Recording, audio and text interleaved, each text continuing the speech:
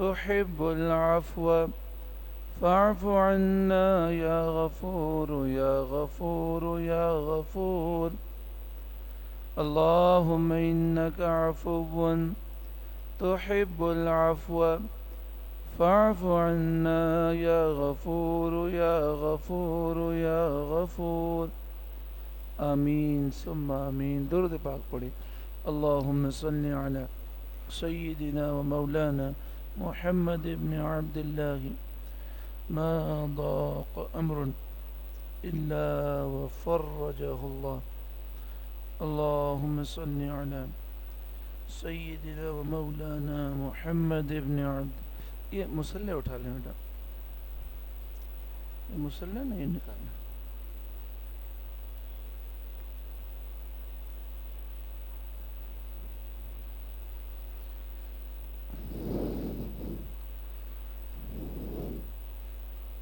یہ والا مسلح بھی آگے کر, بلکہ تھوڑی یہ آگے لے لیں, کرسی آگے لیں.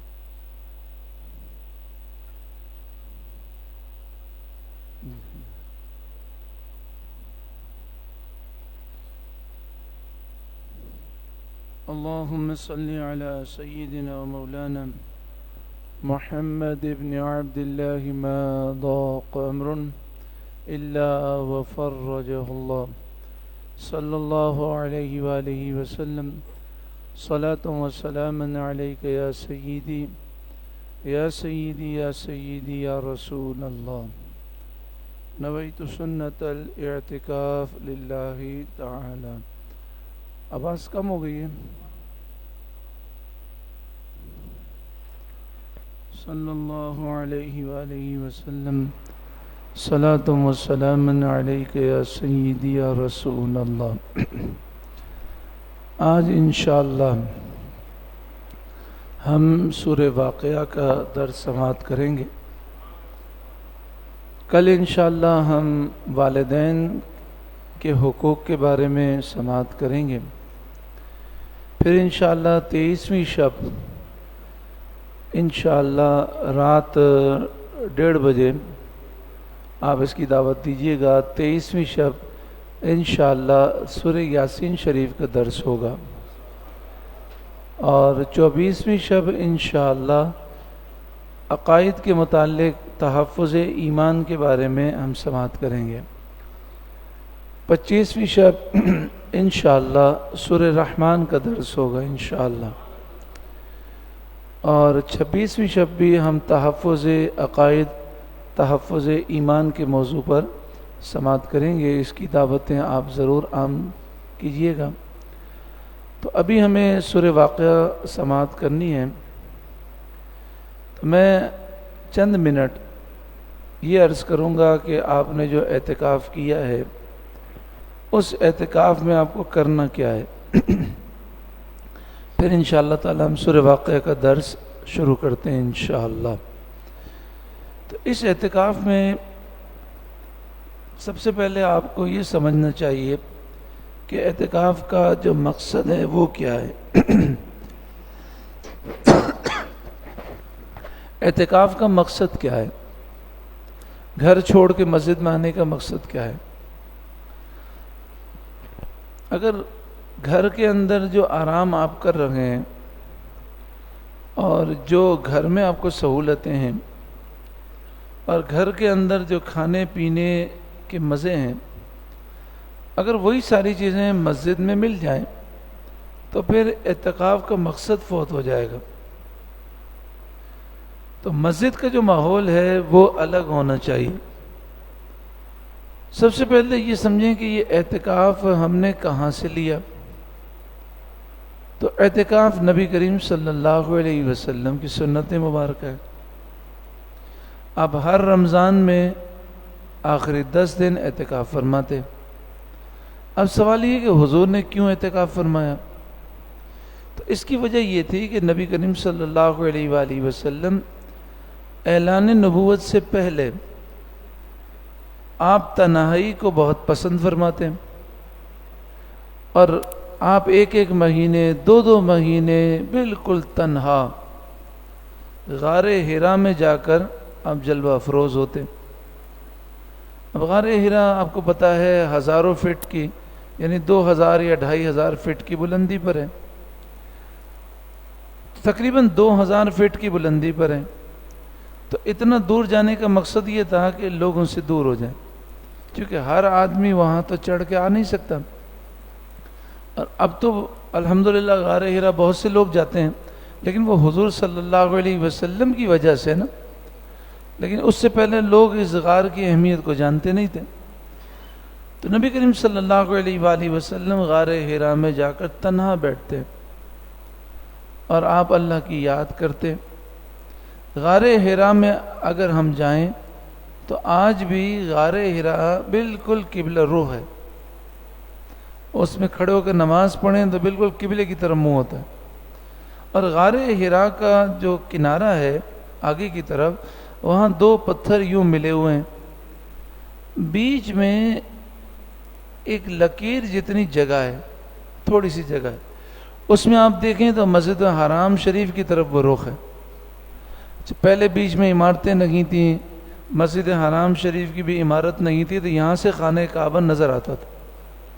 تو رسول اللہ صلی اللہ علیہ وآلہ وسلم اتنا دور جا کر غار ہرا میں بیٹھ کر خانہ کعبہ کو دیکھتے تھے، اور آپ یہاں تنہائی میں بیٹھ کر اللہ کو یاد کرتے۔ اور ہماری ماں ام المومنین حضرت خدیجہ کبریٰ رضی اللہ تعالی عنہ، آپ کھانا لے کر آتی ہیں 15 دن میں، کبھی 7 دن میں، کبھی مہینے میں۔ ماں کی ہمت پہ قربان جائیے، کتنی ہمت تھی۔ یعنی آپ سوچیں کہ اس وقت ہماری ماں کی جو عمر مبارک تھی وہ تقریباً 55 سال تھے۔ ایک عورت کا 55 سال کی عمر میں اتنا سارا کھانا اٹھا کر، 15 دن کا کھانا، 1 مہینے کا کھانا اٹھا کر اس پہاڑ پہ چڑھنا جس میں سیڑھیاں نہیں تھیں۔ اب تو بنی ہیں نا سیڑھیاں، کوئی سیڑھیاں وغیرہ کوئی راستے تھوڑی بنے تھے۔ اور حضور کی بارگاہ میں آنا، ایک دفعہ ہماری ماں ام المومنین کھانا دینے کے لیے آ رہی تھیں، تو جبریل امین حاضر خدمت ہوئے اور عرض کی کہ خدیجہ آ رہی ہیں، ان کو میرا سلام بھی کہیں اور رب کا سلام بھی کہیں۔ تو حضور نے تنہائی میں گزارا، تنہائی میں بیٹھنا اور چپ رہنا، خاموشی اختیار کرنا، تنہائی میں اللہ کو یاد کرنا، یہ بہت افضل ہے۔ اس سے روحانیت بہت ملتی ہے اور بندے کو اللہ کا قرب ملتا ہے۔ تو حضور غار ہرا کے لمحات کی یاد میں مسجد نبوی شریف میں اعتکاف کرتے، اور آپ ایک حجرہ بناتے اعتکاف میں، اور آپ سارا دن اس حجرے میں ہوتے۔ صرف آپ صلی اللہ علیہ وسلم نماز کے لیے تشریف لاتے، آپ خطبہ دیتے، وعظ فرماتے، کوئی مسئلہ پوچھنے آتا آپ اسے مسئلہ بتاتے، اور پھر حضور حجرے میں تشریف لے جاتے۔ سارا دن آپ صلی اللہ علیہ وسلم تنہائی اختیار فرماتے۔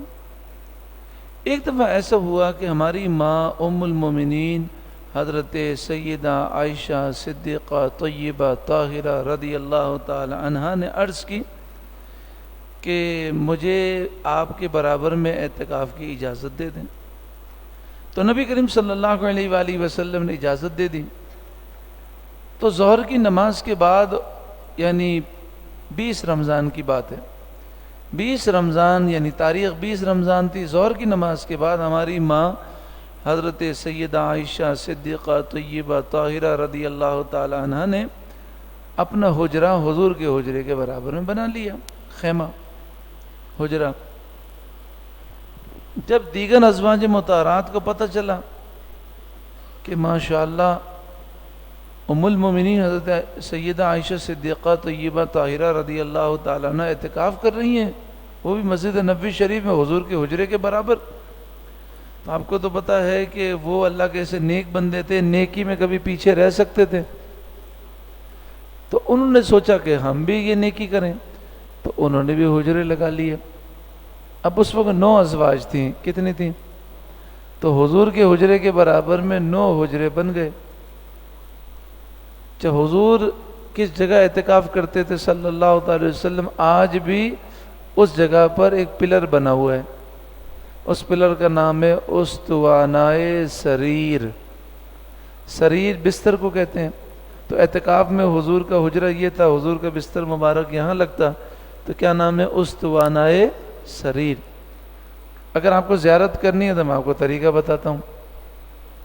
انشاءاللہ مدینہ شریف جائیں گے انشاءاللہ، پھر ریاض الجنہ بھی جائیں گے انشاءاللہ۔ تو یہ کون سی صف ہے؟ پہلی۔ یہ کون سی ہے؟ دوسری۔ تو ریاض الجنہ میں دوسری صف ہے۔ کہاں پر؟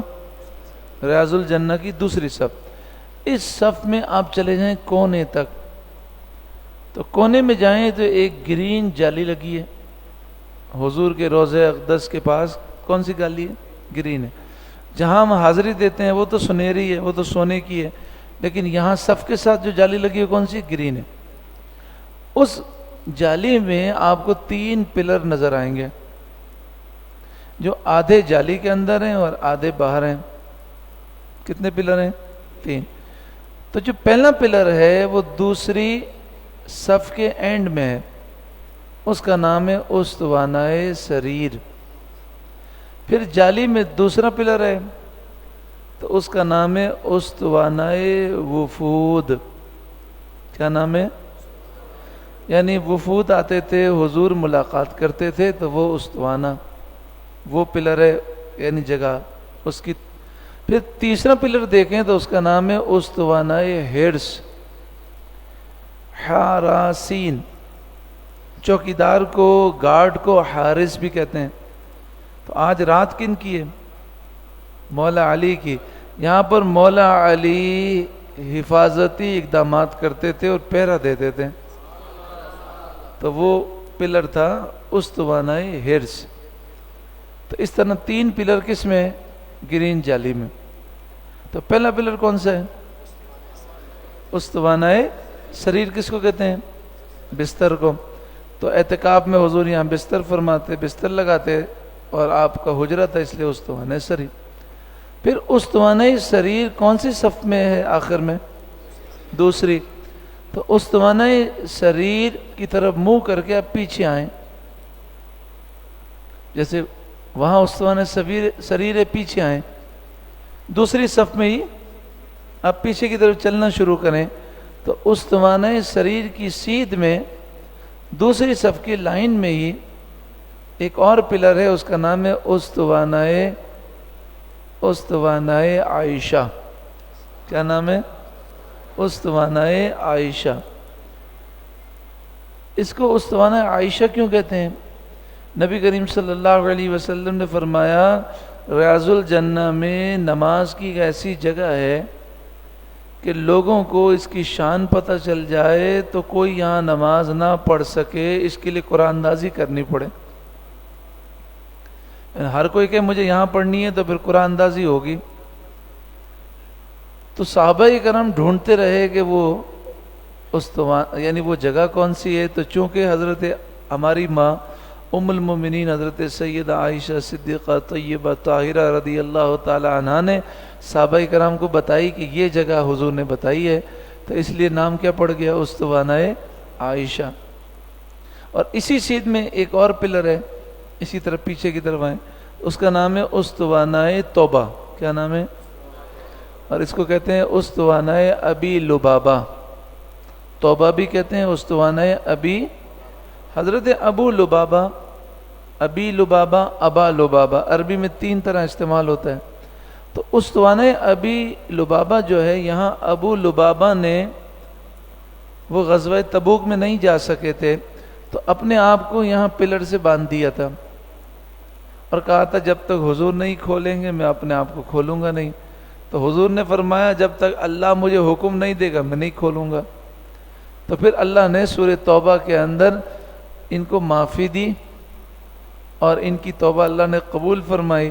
حضور نے اپنے دست مبارک سے ان کی رسیاں کھولیں، تو اس کا نام کیا پڑ گیا؟ استوانائے توبہ، استوانائے ابی لبابہ۔ تو نبی کریم صلی اللہ علیہ وسلم نے دیکھا کہ 9 حجرے لگ گئے، تو آپ نے فرمایا عصر کی نماز کے بعد یہ اتنے سارے میرے حجرے کے ساتھ حجرے کیوں لگے؟ تو لوگوں نے کہا کہ ام المومنین حضرت عائشہ صدیقہ رضی اللہ تعالی عنہ نے اعتکاف کرنے کی اجازت مانگی، آپ نے اجازت دی، تو ساری ازواج مطہرات نے شوق میں حجرہ لگا لیا، وہ بھی اعتکاف کریں گی۔ تو حضور نے فرمایا سارے حجرے اٹھا دو، اس سال میں اعتکاف نہیں کروں گا۔ پھر اس سال حضور نے اعتکاف نہیں کیا، اور اگلے سال حضور نے قضا کی۔ حالانکہ اعتکاف فرض تو نہیں تھا، لیکن نبی کریم صلی اللہ علیہ وسلم کی عادت تھی کہ آپ یہ فرماتے کوئی نفلی نیکی بھی کرو تو پھر ہمیشہ کرو۔ تو حضور نے پھر اگلے سال 20 دن اعتکاف کیا۔ اب سوال یہ ہے کہ حضور نے حجرے کیوں اٹھا دیے؟ تو اس کی وجہ محدثین نے ایک یہ لکھی ہے کہ حضور اعتکاف کرتے تھے تنہائی کے لیے، اور گھر کا ماحول سے مختلف ماحول ہو۔ اب وہ گھر کا ماحول بن گیا کہ اگر باہر جائیں تو بھی 9 حجرے، اندر آئیں تو بھی 9 حجرے، فرق کیا ہے؟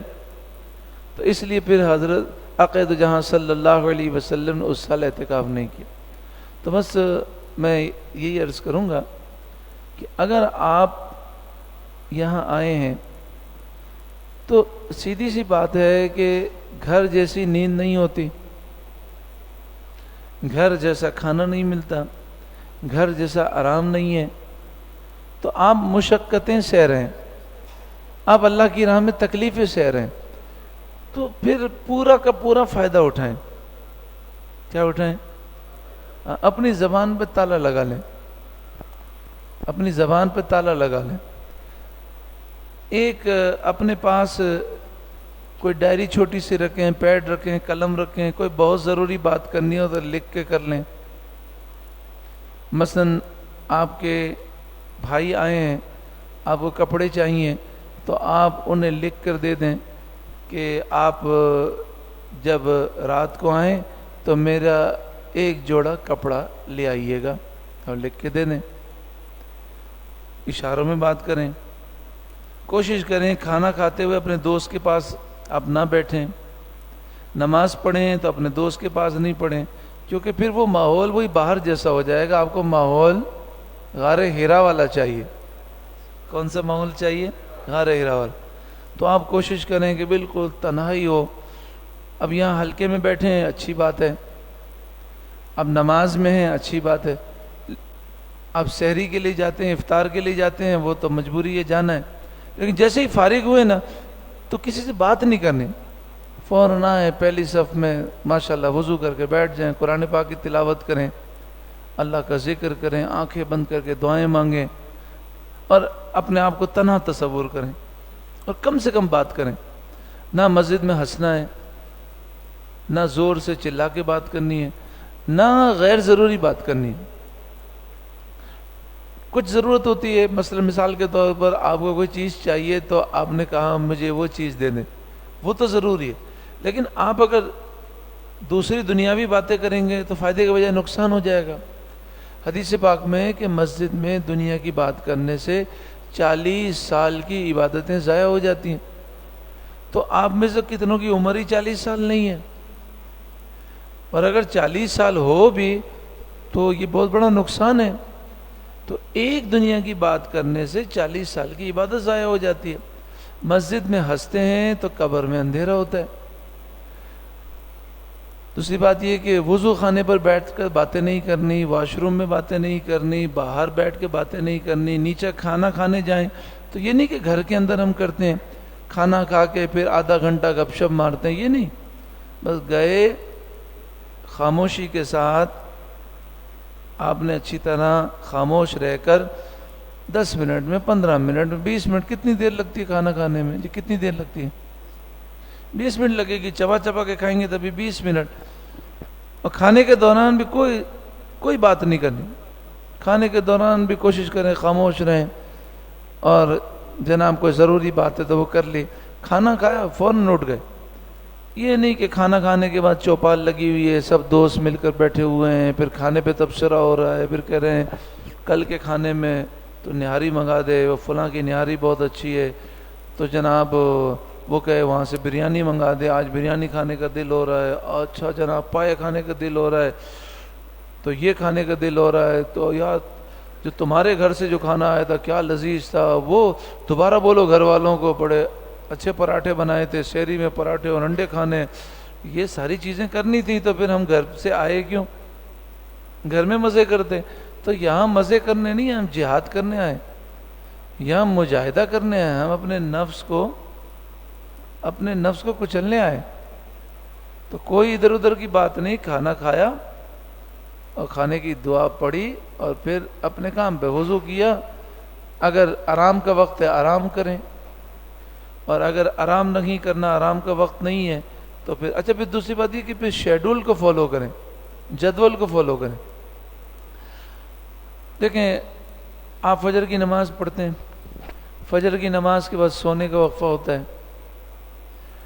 بعض ہمارے احباب جو ہیں اشراق چاش کے بعد سوتے ہیں، ٹھیک ہے۔ اب آپ سونے کے لیے گئے تو یہ آپ کو پتہ ہے فطرت ہے ہماری، اگر سونے سے آدھا گھنٹہ پہلے، 1 گھنٹہ پہلے ہم خاموش نہ رہیں تو نیند اڑ جاتی۔ آپ کو اچھی نیند چاہیے ہونا، تو مثلا آپ کا سونے کا ٹائم ہے بالفرض 6:30 بجے، مثال دے رہا ہوں، تو آپ 5:30 سے لے کر 6:30 بجے تک بات نہیں کرو تو نیند آئے گی 6:30 بجے۔ اب ہوتا کیا ہے، ہمارے معتکفین 6:30 بجے 6:45 بجے سونے کے لیے جاتے ہیں، تو 15 منٹ دل چاہتا ہے بات کر لیں، جب 15 منٹ بات کرتے ہیں نیند اڑ جاتی ہے، اب نیند نہیں آتی۔ پھر کیا ہوتا ہے، پھر نیند آتی کب ہے پتہ ہے، پھر نیند 1 گھنٹے کے بعد آئے گی، دیر سے آئے گی، پھر آپ کو تراویح میں نیند آئے گی، پھر حلقوں میں نیند آئے گی۔ آج تو آپ تھکے ہوئے ہیں نا، آج تو سارا دن آپ نے کام کیا، آپ آ گئے، ابھی تو آپ کی نیند جو ہے وہ ڈسٹرب ہے۔ لیکن اگر آپ ابھی رات میں نیند کر لیں گے تو صبح نیند آئے گی؟ آپ کو نہیں آئے گی۔ جب صبح نہیں آئے گی تو پھر رات کو نیند آئے گی، تو آپ کا روٹین نہیں بنے گی۔ تو آپ کو آج رات کوشش کرنی ہے کہ فجر پڑھ کے سوئیں، تاکہ آپ فجر سے لے کر ظہر تک اچھی نیند ہو جائے، پھر آپ کا شیڈول سیٹ ہو جائے گا۔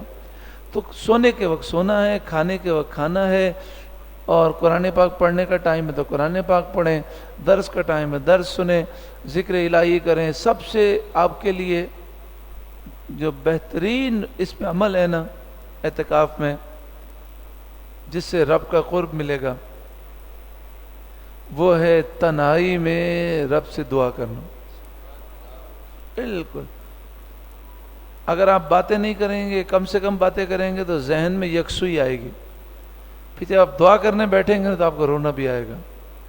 بس جب اپنی مادری زبان میں، اردو میں یا جو بھی زبان ہے، اس میں جب بندہ اللہ سے یکسوئی سے مانگتا ہے نا، اس میں اس کی توجہ پھر اللہ کی طرف ہو جاتی ہے۔ نماز میں خیالات ادھر ادھر جا سکتے ہیں، لیکن دعا میں پھر کتنے مسائل ہیں، کتنے لوگوں نے آپ کو دعا کا کہا ہے، پھر آپ کے گھر کے مسائل ہیں، ماں باپ کے مسائل ہیں، بیوی بچوں کے مسائل ہیں، کاروبار کے مسائل ہیں، اس دل کے مسائل ہیں، گناہوں کے مسئلے ہیں، تو یہاں سے سب حل کرا کے جانا ہے۔ اعتکاف کے معنی ہے دھرنا دینا۔ اعتکاف کے معنی کیا ہے؟ دھرنا دینا۔ معتکف اللہ کے دربار میں وہ دھرنا دیتا ہے، کہتا ہے 10 دن تک بیٹھا ہوں، سارے کام کروا کے جاؤں گا۔ یہ ہے اعتکاف کے معنی۔ تو انشاءاللہ تعالی بڑی برکتیں ملیں گی، بڑا کرم ہوگا جب آپ اس طرح اعتکاف گزاریں گے، اور پھر آپ جب باہر نکلیں گے نا تو آپ کے چہرے پہ نور آ جائے گا، اعتکاف کا نور۔ مجھے اچھی طرح یاد ہے کہ جب ہم اسکول لائف میں تھے تو ہم کورنگی میں رہتے تھے۔ میں نے کورنگی میں سمجھیں کہ 3ری جماعت تک میں نے تعلیم وہیں ہے یعنی حاصل کی کورنگی میں، پھر میں یہاں پر آیا۔ تو ہم جو 3ری کلاس میں تھے، 2ری کلاس میں تھے، تو ہم کیا کرتے تھے کہ اس وقت پوری مسجد میں ایک بندہ اعتکاف کرتا تھا۔ یہ تو اللہ کا بڑا فضل ہے، اب اعتکاف میں مسجد بھری بھی ہوتی ہے، نوجوان اعتکاف کرتے ہیں، اچھی بات ہے۔ لیکن ایک اس کا مائنس پوائنٹ بھی ہے کہ اب مسجد کو مچھلی مارکیٹ بنا دیا لوگوں نے، کہ اعتکاف اتنے سارے لوگ کرتے ہیں تو پھر ادب نہیں کرتے، بے ادبی کرتے ہیں، یہ بھی نقصان ہے۔ لیکن یہ اللہ کا شکر ہے کہ نوجوان اور کئی کاروباری لوگ بھی اعتکاف کی طرف مائل ہوئے۔ تو اس زمانے میں ہر مسجد میں 1 یا 2 آدمی بیٹھتے تھے. عید کے دن ہم اس سے ملاقات کرتے تھے بچپن میں, تو پتہ ہم کسی سے پوچھتے نہیں تھے, ہمیں اس آدمی کی شکل بتا دیتی تھی یہ معتکف ہے. اتنا نور ہوتا اس کے چہرے پہ, کیونکہ کوئی بھی مسجد میں نہیں ہوتا, اور اس زمانے میں اکیلا اعتکاف کرنا بڑا مشکل تھا. اور جو بڑی راتیں ہوتی تھی اس میں مسجد بند ہوتی تھی, صرف 27ویں شب کو کھلتی تھی مسجد. تو اکیلا وہ مسجد میں رات کو بیٹھ کے اللہ کا ذکر کرو. پھر وہ اعتکاف بھی ایک بندہ کرتا, لیکن کیسا کرتا تھا پتہ ہے, پورے اعتکاف کے اندر وہ ایک بات نہیں کرتا تھا. ان کا نظریہ تھا کہ اعتکاف میں بات نہیں ہو سکتی, وہ بات نہیں کرتے تھے. بس ایک حجرہ لگا ہوتا, اس میں بیٹھ کے قرآن پاک پڑھتے رہتے, ذکر کرتے رہتے, دعا کرتے رہتے, اور کسی کو کوئی چیز منگانی ہوتی تو اشارے سے کرتا. تو اب بتائیں 10 دن تک بندہ بات نہ کرے, اللہ کا ذکر کرے, اللہ سے دعائیں مانگے, اپنے گناہوں سے معافی مانگے, تو اس کا چہرہ چمک ہی جائے گا کہ نہیں؟ اور آج بتائیے اعتکاف کے بعد کوئی فرق نظر آتا ہے؟ نہ تو چہرے پہ فرق آتا ہے, نہ دل میں فرق آتا ہے, اور نہ ہی اعتکاف کے بعد زندگی میں فرق آ رہا ہے. تو انشاءاللہ میری خواہش ہے آپ ضرور عمل کریں گے.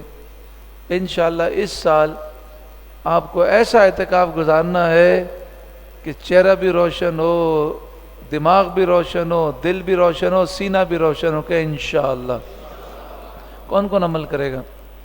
انشاءاللہ. چلو انشاءاللہ تعالی اب ہم سورہ واقعہ کریں گے, اور ابھی 1:45 بجے, تو میں کوشش کروں گا کہ سورہ واقعہ کا جو درس ہے نا وہ 2:45 بجے مکمل ہو جائے. لیکن آپ میں سے کئی بھائیوں کو نیند آ رہی ہوگی, تو جس کو نیند آ رہی ہے اس کو اجازت ہے کہ وہ وضو کر کے آ جائے. تو میں درس شروع کرتا ہوں. تو اس میں کوئی جو ہے معیوب بات نہیں ہے, ناراض ہونے والی بات نہیں ہے. اگر کسی بھائی کو نیند آ رہی ہے تو وہ اٹھ کے جائے, وضو کر لے. جب وہ چلے گا اور وضو کر کے آئے گا تو انشاءاللہ نیند اٹھ جائے گی. اور جب واپس آئے نا وضو کر کے, تو اللہ سے دعا مانگنی کہ اللہ آج مولا علی کی رات ہے, آج سینہ کھول دے, اور سورہ واقعہ کے نور سے, قرآن کے نور سے میرا سینہ روشن کر دے. تو اگر کسی بھائی کو نیند آ رہی ہے تو وہ اس طرح کر لیں. ہم شروع کرتے ہیں انشاءاللہ. درود پاک پڑھیے.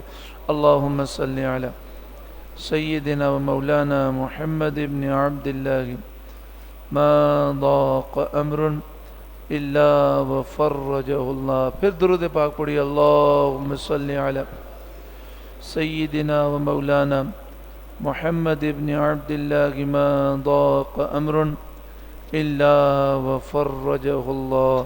ذرا باواز بلند درود پاک پڑھیں. اللہم صلی علی سیدنا و مولانا محمد ابن عبد اللہ ما ضاق امر الا وفرجہ اللہ.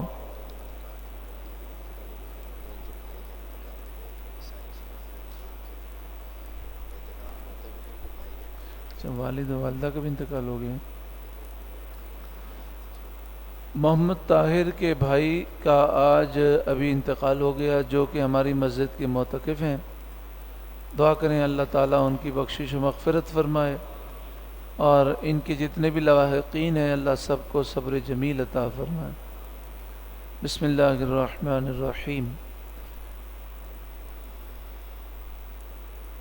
سورہ واقعہ مکی صورت ہے. ہجرت سے پہلے اس کا نزول ہوا. قرآن پاک کی ترتیب کے اعتبار سے اس کا نمبر ہے 56, اور قرآن پاک کے نزول کے اعتبار سے, نازل ہونے کے اعتبار سے اس کا نمبر ہے 46. اس میں 96 آیات ہیں اور 3 رکوع ہیں. بسم اللہ الرحمن الرحیم. اللہ کے نام سے شروع جو نہایت مہربان رحم والا.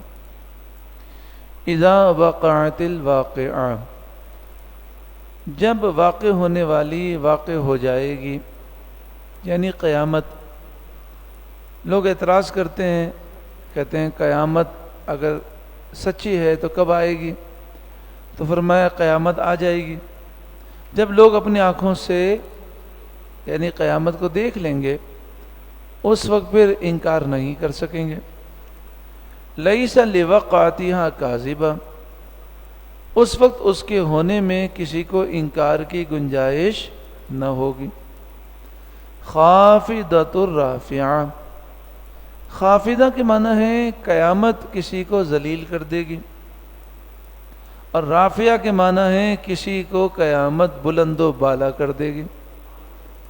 دنیا میں غریب آدمی، مسکین آدمی جس سے کوئی ہاتھ بھی نہ ملائے، ہو سکتا ہے قیامت کے دن وہ نیک ہوگا تو قیامت کے دن جائے گا، اللہ اسے عظیم سواریوں پر بٹھا کر جنت میں لے جائے گا، تو لوگ کہیں گے اچھا یہ اتنا عزت والا ہے، ہمیں تو پتہ ہی نہیں تھا۔ اور کوئی ایسا آدمی ہوگا جس کی لوگ بڑی عزت کرتے ہوں گے، بڑا مالدار، لیکن گناہ کیے ہوں گے اور گناہوں کی وجہ سے ایمان ضائع ہو چکا ہوگا، تو قیامت کے دن ذلیل و رسوا ہو جائے گا۔ یا اللہ ہمیں قیامت کی شرمندگی سے بچا، قیامت کی ذلت و رسوائی سے بچا۔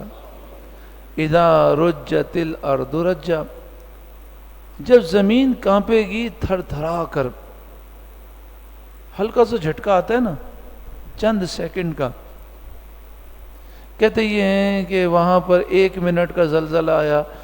زلزلہ 1 منٹ کا نہیں ہوتا، زلزلہ تو ہوتا ہے چند سیکنڈ کا، باقی لوگوں کو محسوس ہوتا ہے کیونکہ ہلتی ہے نا زمین، تو آہستہ آہستہ ہلتی رہتی ہے، تو چند سیکنڈ کے زلزلے میں لاکھوں کی آبادی تباہ ہو جاتی۔ تو قیامت میں جب زلزلہ آئے گا، یعنی جب سور پھونکی جائے گی، تو زمین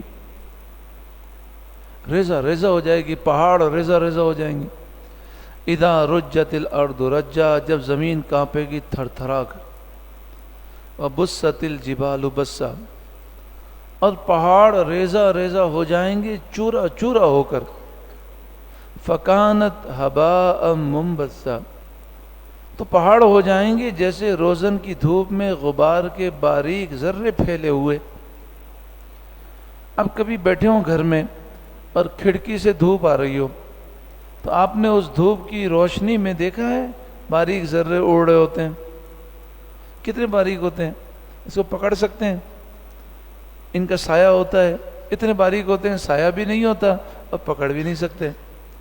تو اس طرح بڑے بڑے پہاڑ اڑ رہے ہوں گے سور کی ہیبت سے، اتنی ہولناک ہوگی قیامت کی سور۔ وَكُنْتُمْ أَزْوَاجًا ثَلَاثًا، پھر تم 3 قسم کے ہو جاؤ گے۔ یہاں تو بڑی کیٹیگریز ہیں نا، کسی بھی سرکاری محکمے میں جائیں تو جناب یہ 22 گریڈ سے لے کر 10 گریڈ تک ہے، کوئی 5 گریڈ کا بھی ہوتا ہے، تو یہاں تو 22 اقسام ہو گئی، ایک سرکاری محکمے میں 22 یا 25 گریڈ ہیں، تو وہاں صرف 3 گریڈ ہیں۔ اصل میں گریڈ تو 2 ہی ہیں، باقی ایک تو تباہی اور بربادی، وہ برباد لوگ ہوں گے۔ تو فرمایا وَكُنْتُمْ أَزْوَاجًا ثَلَاثًا، تمہارے 3 گروہ بن جائیں گے قیامت کے دن۔ ادھر کوئی انجینئر، ڈاکٹر اور یہ کچھ نہیں چلے گا، وہاں تو 3 گروہ ہوں گے۔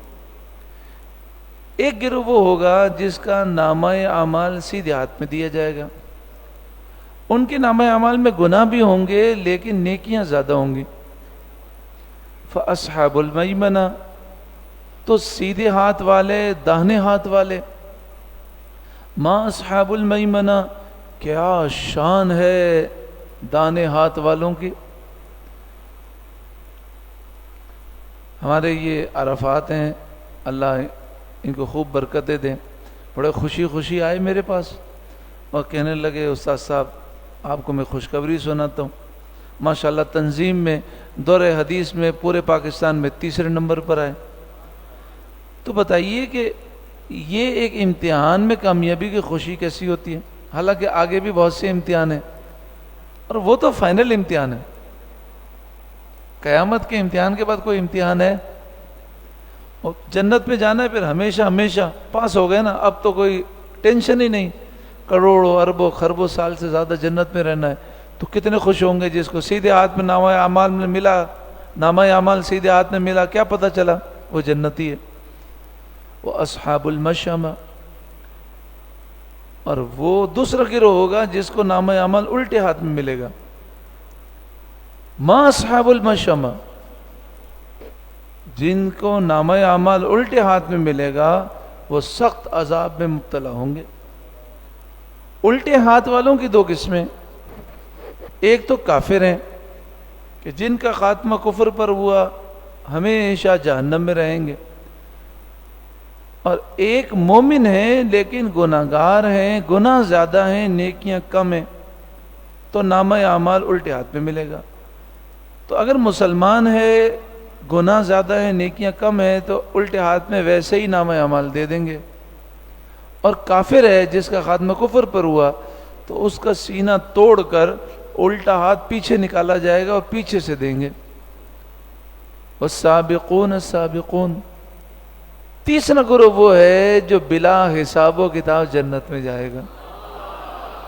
انہوں نے گناہ کیے ہی نہیں ہوں گے، یا اگر کیے ہوں گے تو سچی توبہ کر چکے ہوں گے، توبہ کے بعد پھر مرنے سے پہلے توبہ کی ہوگی، اور پھر دنیا سے ایسے گئے ہوں گے کہ نامہ اعمال میں گناہ ہی نہیں، وہ نیکیوں میں آگے بڑھنے والے ہیں۔ والسابقون السابقون، تو نیکیوں میں آگے بڑھنے والے جنت میں پہلے جانے والے ہیں۔ اب ان کی شان، اولئک المقربون، اگر ہمیں سابق میں داخل ہونا ہے نا تو بڑا آسان طریقہ، آج بڑی مبارک رات ہے، ہو سکتا ہے شب قدر ہو، ہم اللہ کی بارگاہ میں سچی توبہ کر لیں۔ یا اللہ ہم گناہوں پہ شرمندہ ہیں، اتنی گندی ہم نے زندگی گزاری، یا اللہ ہم توبہ کرتے ہیں اور اب ہمارا پختہ ارادہ ہے، اب ہم کبھی گناہ نہیں کریں گے۔ پھر پورے اعتکاف میں رو رو کے یہی دعا کریں، یا اللہ تو گناہوں سے بچنے پر استقامت دے دے، گناہوں سے مجھے نفرت دے دے، دعا تو قبول ہوگی نا۔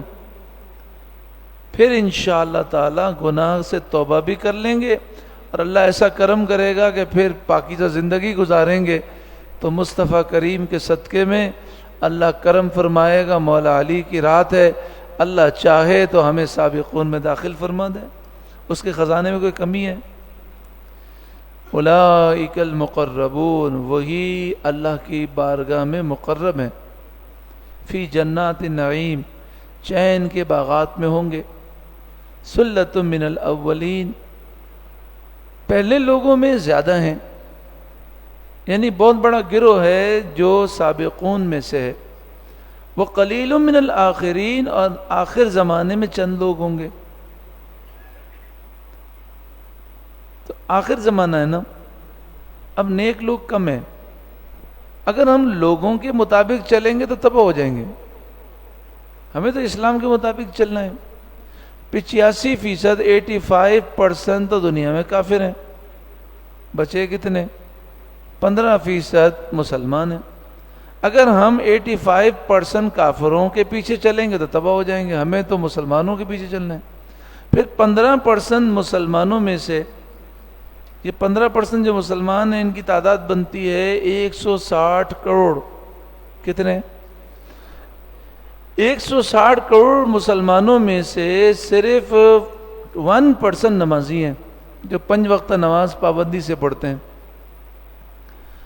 اور آپ یہ تو 1% نمازی کی بات کر رہا ہوں، ایسا بندہ ڈھونڈے نا جو گناہ نہیں کرتا اور حرام سے بچتا ہے، گناہ کبیرہ سے بچتا ہے، اور فرائض پر عمل کرتا ہے، واجبات و سنت مؤکدہ ادا کرتا ہے، تو مسلمانوں میں یہ 0.00001% شاید ہوں گے، یعنی 10 لاکھ میں سے کوئی ایک ملے گا آپ کو جو مکمل شریعت کا پابند ہے۔ ہمیں اسی کے نقش قدم پر چلنا ہے، فیشن پہ نہیں چلنا، لوگ کیا کر رہے ہیں اس پہ نہیں چلنا۔ سابقون تو ایک ہی ہوگا نا، یعنی اگر سابقون دیکھیں سب سے ہائی کوالٹی سابقون کی ہے تو وہ آپ کو ملیں گے 10 لاکھ میں سے ایک بندہ۔ کتنے ملیں گے؟ تو ہمیں اسی کے پیچھے چلنا ہے، اسی کی تقلید کرنی ہے، اس کے جیسا بننا ہے، انشاءاللہ۔ کہیے انشاءاللہ۔ تو جب یہ بات سمجھ لی تو اب ہمیں کیا کہ دنیا داڑھی منڈاتی ہے، بے پردگی کرتی ہے، حرام کماتی ہے، ملاوٹ کرتی ہے، ہمیں ان سے کیا لینا دینا؟ ہم تو جنتیوں کے راستے پہ چلتے ہیں۔ ہم تو کس کے راستے پہ چلتے ہیں؟ علی سرر موضونہ، ایسے تختوں پر بیٹھے ہوں گے جو ہیرے جواہرات سے وہ سجے ہوئے ہوں گے. متقین علیہ متقابلین، ان پر تکیہ لگائے آمنے سامنے سکون سے بیٹھے ہوں گے. یطوف علیہم ولدان مخلدون، ان کے ارد گرد ایسے خوبصورت بچے خادم جو ہمیشہ لڑکے ہی رہیں گے، خوبصورت ہی رہیں گے، وہ ان کی خدمت کے لیے گھوم رہے ہوں گے. میں نے ایک فیکٹری دیکھی، اس میں 3000 ملازمین کام کر رہے تھے. آپ کو کیا لگا بڑی ہوگی نا فیکٹری؟ بڑی ہوگی نا فیکٹری. اچھا اگر کوئی ایسی فیکٹری ہو جس میں 30,000 ملازم کام کرتے ہو تو اور بڑی ہوگی. اور جہاں 80,000 ملازمین کام کریں وہ کتنی بڑی جگہ ہوگی. تو جنت میں جو ادنا جنتی ہوگا، جو سب سے آخر میں جنت میں جائے گا، سب سے ادنا ہوگا، اس کو 80,000 خدام ملیں گے. اور جگہ کتنی ملے گی جنت میں؟ ایک پلاٹ حاصل کیا جناب 1000 گز کا، کتنا مشکل ہے. اور 10,000 گز کا پلاٹ ہو تو زیادہ مہنگا ہے. اور 1,00,000 گز کا پلاٹ ہو تو، اگر 10 لاکھ گز کا ہو تو ہم کہیں ہم نے تو کبھی سوچا بھی نہیں کہ ہم لے سکتے ہیں، کبھی خواب میں بھی ہمارا تصور نہیں نکلا. ٹھیک ہے نا؟ یہ بار بار اٹکتا. ٹھیک ہے، تو جنت کا پلاٹ کتنا بڑا ہے؟ ادنا جو جنتی نا، ادنا جنتی، اس کا عالم یہ ہے کہ کتنے ملک ہیں پوری دنیا میں؟ تقریباً 190 ممالک ہیں پوری دنیا میں. کتنے ہیں؟ اب گوگل پہ سرچ کرے تو 189 آتے ہیں ملک. تو 190 ہیں پوری دنیا میں ملک. کتنے بر اعظم ہیں؟ 7 بر اعظم. اور کتنے افراد رہتے ہیں اس دنیا میں؟ 700 کروڑ. 7 ارب یعنی 700 کروڑ. اور کہتے ہیں اگر نئی مردم شماری ہوئی تو اس سے اوپر ہوں گے. 700 کروڑ انسان اس دنیا میں رہتے ہیں. وہ یہ 700 کروڑ والی جو جگہ ہے نا، یہ اکیلے ایک جنتی کے لیے ہوگی. اور اتنی نہیں ہوگی، اس سے 10 گنا بڑی جگہ. یعنی 7,000 کروڑ افراد جہاں رہ سکیں، اتنی بڑی جگہ ایک جنتی کو اللہ دے گا. اتنی بڑی جگہ. اور وہ بھی جنتی کون سا ہوگا؟ سب سے آخر میں جنت میں جائے گا اور سب سے ادنا ہوگا. تو جو اعلیٰ ہوں گے ان کی کیا شان ہوگی. اب بتائیے، اتنی بڑی جنت چھوڑ کر یہ دنیا، اتنی ذلیل دنیا کے پیچھے بھاگنا چاہیے؟ گناہ کرنے چاہیے؟ بِأَكْوَابٍ وَأَبَارِيقٍ، یہ خدام اکواب، گلاس لے کر گھوم رہے ہوں گے، پیالے. اباریق جگ لے کر گھوم رہے ہوں گے، اور اس جگ میں قسم قسم کی نعمتیں ہوں گی. ادھر 10 ملازمین ہوں نا. شاہ صاحب آپ کے ماتحت کتنے کام کرتے ہیں؟ اگر 15 آدمی کام کرتے ہیں نا، بندے سے پوچھیں ان سے، آدمی پاگل ہو جاتا ہے. کام لینا آسان کام نہیں ہے. گھر میں ایک ماسی ہے تو ہماری گھر کی خواتین آدھی پاگل ہو جاتی، اور اگر 4 ماسیاں ہیں تو وہ نفسیاتی مریض ہو جاتی. ملازمین سے کام لینا آسان ہے تو کتنے ہزار خدام ہوں گے؟ 80,000. تو خدام کو کچھ کہنا تھوڑی ہوگا. جنت میں جو ہمارے دل میں آئے گا خدام اللہ کی عطا سے جان لیں گے. جو چیز چاہیے وہ خود پیش کر دیں گے. بیٹھے بیٹھے دل میں خیال ہوا آج یہ پینا ہے، ابھی یہ پینا ہے، تو فوراً اچھا کسی سے کہیں جناب آپ پانی دے دیں، تو کہتے ہیں یار اتنا نہیں، تھوڑا کم کرو، تو بالکل کم کر دیتا ہے. نہیں تھوڑا اور بڑھاؤ، کتنا سمجھانا مشکل ہوتا ہے. تو وہ جتنی ہمیں مقدار میں کوئی چیز چاہیے ہوگی، نہ ایک ذرہ کم، نہ ایک ذرہ زیادہ، نہ ایک قطرہ کم، نہ ایک قطرہ زیادہ، فوراً پیش کر دیں گے. ہر وقت خدمت کے لیے تیار. آج کل 4 ملازم ہو، 15 ملازم آپس میں لڑتے ہوتے ہیں. یہ جنتی خدام لڑیں گے تو نہیں، اور نہ نافرمانی کریں گے. بالکل ہمارے فرما بردار اور ہماری خدمت کے لیے تیار. جو دل میں خیال ہے فوراً پورا کیا. وَكَأْسٍ مِّن مَّعِينٍ، نگاہوں کے سامنے بہتی شراب کے جام. وہ شراب طہور ہوگی، پاکیزہ شراب. لا یصدعون عنہا ولا ینزفون، نہ تو اس کو پینے سے سر میں درد ہوگا، نہ ہوش میں کوئی فرق آئے گا. وہ فاکہۃ مما یتخیرون، اور جیسے پھل میوے چاہیے ہوں گے، جو چاہیں گے، جیسا پسند کریں گے وہ ملے گا. آپ کو شوق ہو جائے بادامیں کھانے کا، آپ کو شوق ہو جائے اخروٹ بادام پستے کھانے کا، دن رات کھاتے رہیں تو ڈاکٹر کہے گا کولیسٹرول بڑھ گیا، آپ کا بڑھ جائے گا نا کولیسٹرول. اچھا فروٹ زیادہ کھا لیں تو گردے میں پتری ہو جاتی ہے. کوئی بھی چیز دنیا میں زیادہ چلتی نہیں ہے، آدمی بیمار ہو جاتا ہے. لذیذ غذائیں عام طور پر مرغن ہوتی ہیں، جو مرغن غذائیں کھاتے ہیں وہ کتنے بیمار ہوتے ہیں. لیکن وہاں کچھ نہیں ہوگا، جتنے پھل کھانے، جتنے میوے کھانے، جتنے خشک میوے کھانے کھاؤ. اور وہاں جو میوے ہوں گے، وہاں کا جو اخروٹ ہوگا دنیا کے اخروٹ سے مختلف ہوگا. اچھا یہاں آپ کو شدید بھوک لگی ہو، افطار کے وقت، سحری کے وقت کھانا رکھ دیں، اور یہاں پر آ کر کوئی بریانی رکھ دے، بروسٹ رکھ دے، یا کوئی ایسی چیز جو آپ کو پسند ہو، تو شروع میں پہلا لقمہ کیسا لگتا ہے؟ مزہ آ جاتا ہے.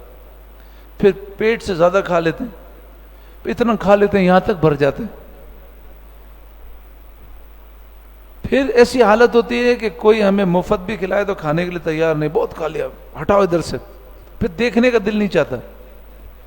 یعنی پہلے لقمے میں لذت ہے، اور آہستہ آہستہ لذت کم ہوتی جاتی. جنت میں الٹا، پہلے لقمے میں لذت بہت، دوسرا لقمہ کھائیں اور لذت، تیسرا کھائیں اور لذت، جتنا کھاتے جائیں بڑھتے جائے. یہاں تو پیٹ میں درد، یہاں تو موٹے ہو گئے. وہاں جتنا بھی کھائیں گے خوشبودار پسینہ آئے گا، خوشبودار ڈکار آئے گی، سارا کھانا ہضم. کتنے مزے، سبحان اللہ. اچھا یہاں پر اگر کوئی شخص یہ کرے، وہ کہے کہ دسترخوان پر ماشاءاللہ ہمارے یہاں پر ولیمہ ہے اور اس میں 50 ڈشیں ہیں، کتنی؟ تو یہ کہے کہ یہ 50 یا 70 جو ڈشیں ہیں نا، سب کو میں مکس کر دیتا ہوں، بریانی، قورمہ، نہاری، زردہ، حلوہ جناب، اور جتنی چیزیں نا سب مکس. تو یہ نئی چیز بن جائے گی، نہ بریانی ہوگی، ذائقے واقع سب ختم، اور شاید الٹی آ جائے ہمیں. لیکن جنت میں ایک لقمے میں 70 کھانے ہوں گے، 70 کھانوں کے مزے، اور ہر کھانے کا مزہ دوسرے سے جدا ہوگا. ہر ایک کا ٹیسٹ الگ محسوس ہوگا. ہر لقمے پر آپ کی لذت ہماری بڑھتی جائے گی انشاءاللہ. وہ لحم. اچھا پھر جنت کی کسی نعمت کو فنا نہیں ہے. ہم نے درخت دیکھا تو ہم نے اشارہ کیا، ہماری مرضی ہے. ہم نے اگر جنت میں مثال کے طور پر سیب دیکھا، ہمارا دل چاہے کہ سیب ابھی میرے سامنے آئے تو سامنے ہوگا، ہم چاہیں اوپر سے گرے تو اوپر سے گرے گا، ہم چاہیں درخت خود چل کے آئے جھک جائے تو وہ جھک جائے گا، جیسا ہم چاہیں گے. میرے استاد محترم امیر المجاہدین حضرت علامہ خادم حسین رضوی ایک واقعہ سناتے ہیں. آپ فرماتے ہیں کہ حضرت سائیں توکل شاہ امبالوی بزرگ ہیں، یہ بیان کر رہے تھے مسجد کے صحن میں، اور صحن میں ایک شہتوت کا درخت بھی لگا ہوا تھا. آپ نے فرمایا جنت کے درخت اتنے بڑے ہیں کہ اس پر چڑھنے میں 500 سال لگیں اور اترنے میں 500 سال، اور سایہ اتنا بڑا ہوگا کہ کوئی آدمی گھوڑے پر بیٹھ کر گھوڑا دوڑاتا رہے تو 100 سال میں بھی سائے سے نہ نکل سکے، اتنا بڑا سایہ. تو اب دیہاتی آدمی کھڑا ہو گیا، اس نے کہا حضرت ہمیں سیب توڑنا ہوتا ہے تو درخت پہ چڑھتے ہیں، سیب توڑ کے نیچے آ جاتے ہیں، کھا لیتے ہیں. تو جنت میں سیب کھانے کے لیے اوپر چڑھیں گے، 500 سال میں ایک سیب لینے کے لیے اوپر جائیں گے، پھر 500 سال میں نیچے جائیں گے، تو 1000 سال میں ایک سیب، یہ تو بہت بڑی سزا ہو جائے گی. تو حضرت سائیں توکل شاہ امبالوی ہنس پڑے اور فرمایا تو بڑا نادان ہے، یہ تو میں سائنس بتا رہا ہوں، چڑھنے کی ضرورت تھوڑی ہوگی. دیکھ یہ شہتوت کا درخت ہے نا، تو جنتی بس سمجھ تو یہاں جنتی بیٹھا ہوا ہے، وہ شہتوت کا درخت، وہ یوں اشارہ کرے گا نا تو درخت چلنا شروع ہو جائے گا، جھک جائے گا. تو شہتوت کا درخت چلنے لگا. تو آپ نے فرمایا تو کیوں چل رہا ہے، تو کھڑا رہے، میں تو اس کو مثال سمجھا رہا ہوں، میں نے تجھے چلنے کا حکم نہیں دیا.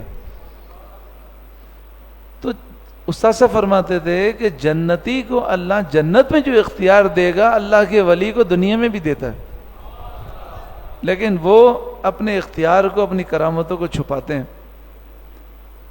ایک ہیں شیخ نبہان حلب کے اندر، گاڑی میں جا رہے تھے، پیٹرول ختم ہو گیا. اس کا پیٹرول کا کانٹا جو ہے خراب تھا، وہ سمجھا پیٹرول ہے لیکن پیٹرول ختم ہو گیا صحرا کے اندر. تو ڈرائیور نے کہا، یعنی جو بھی آدمی تھا چلانے والا، اس نے کہا شیخ یہ پیٹرول تو ختم ہو گیا، اب دور دور تک پیٹرول پمپ نہیں ہے.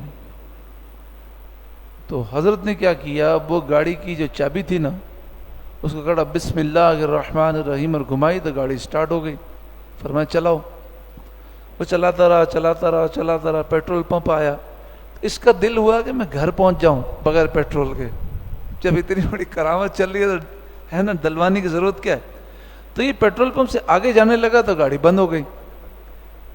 75 کلومیٹر بغیر پیٹرول کی گاڑی چلی، یا پتہ نہیں 100 کلومیٹر، وہاں جا کے بند ہو گئی.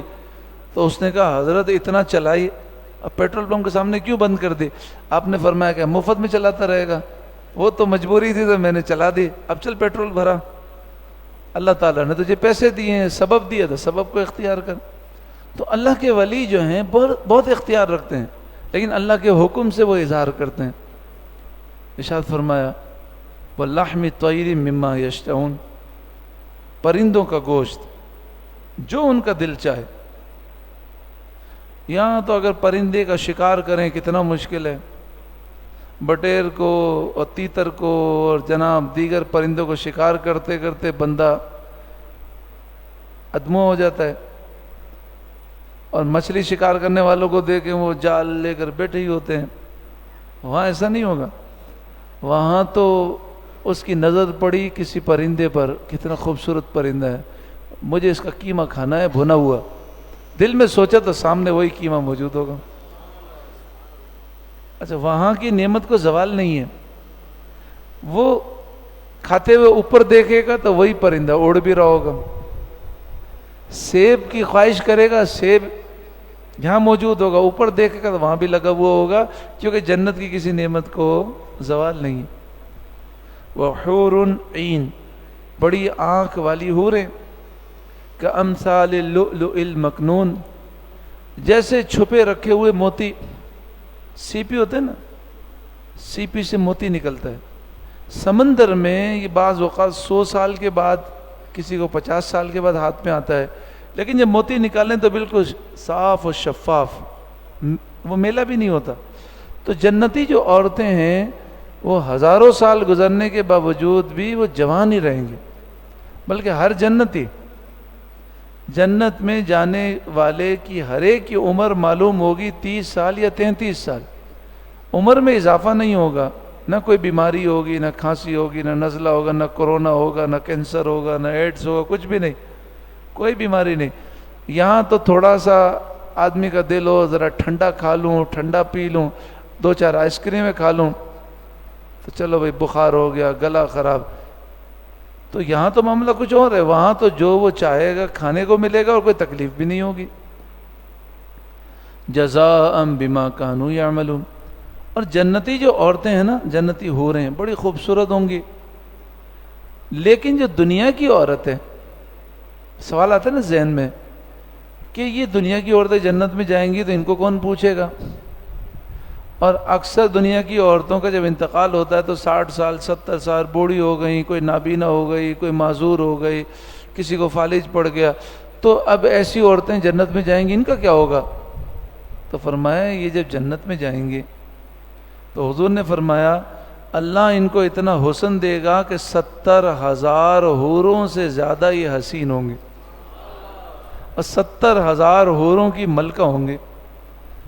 تو کسی نے پوچھا یا رسول اللہ صلی اللہ علیہ وسلم کیا یہ حسن و جمال عبادت، نماز و تسبیحات کی وجہ سے؟ تو حضور نے فرمایا ہاں، اس جنتی عورت نے جو دنیا میں عبادتیں کی ہیں اس کا نور اس کے چہرے پر ہوگا. اور کوئی عیب نہیں ہوگا، نہ جنتی مرد میں کوئی عیب ہوگا، یہاں کوئی نابینا ہے تو وہاں نابینا نہیں ہوگا، سارے عیب ختم. جزاء بما کانوا یعملون، یہ ان کے اعمال کی جزا ہے. لا یسمعون فیہا لغوا ولا تأثیما، وہ جنت میں نہ کوئی بیکار بات سنیں گے، نہ کوئی گناہ کی بات سنیں گے، نہ گالیاں ہوں گی، نہ لڑائی جھگڑا، نہ کوئی دشمنی. جنت میں آپس میں کوئی نفرت نہیں ہوگی. اب سوال ہے، جنت میں سارے اللہ کے ولی تو نہیں ہوں گے؟ نبی کریم صلی اللہ علیہ وآلہ وسلم نے فرمایا 70,000 افراد، اور ہر ایک کے ساتھ 70,000، تقریباً یہ کتنے بنتے ہیں؟ 70,000 کو 70,000 ضرب دیں، حساب لگائیں.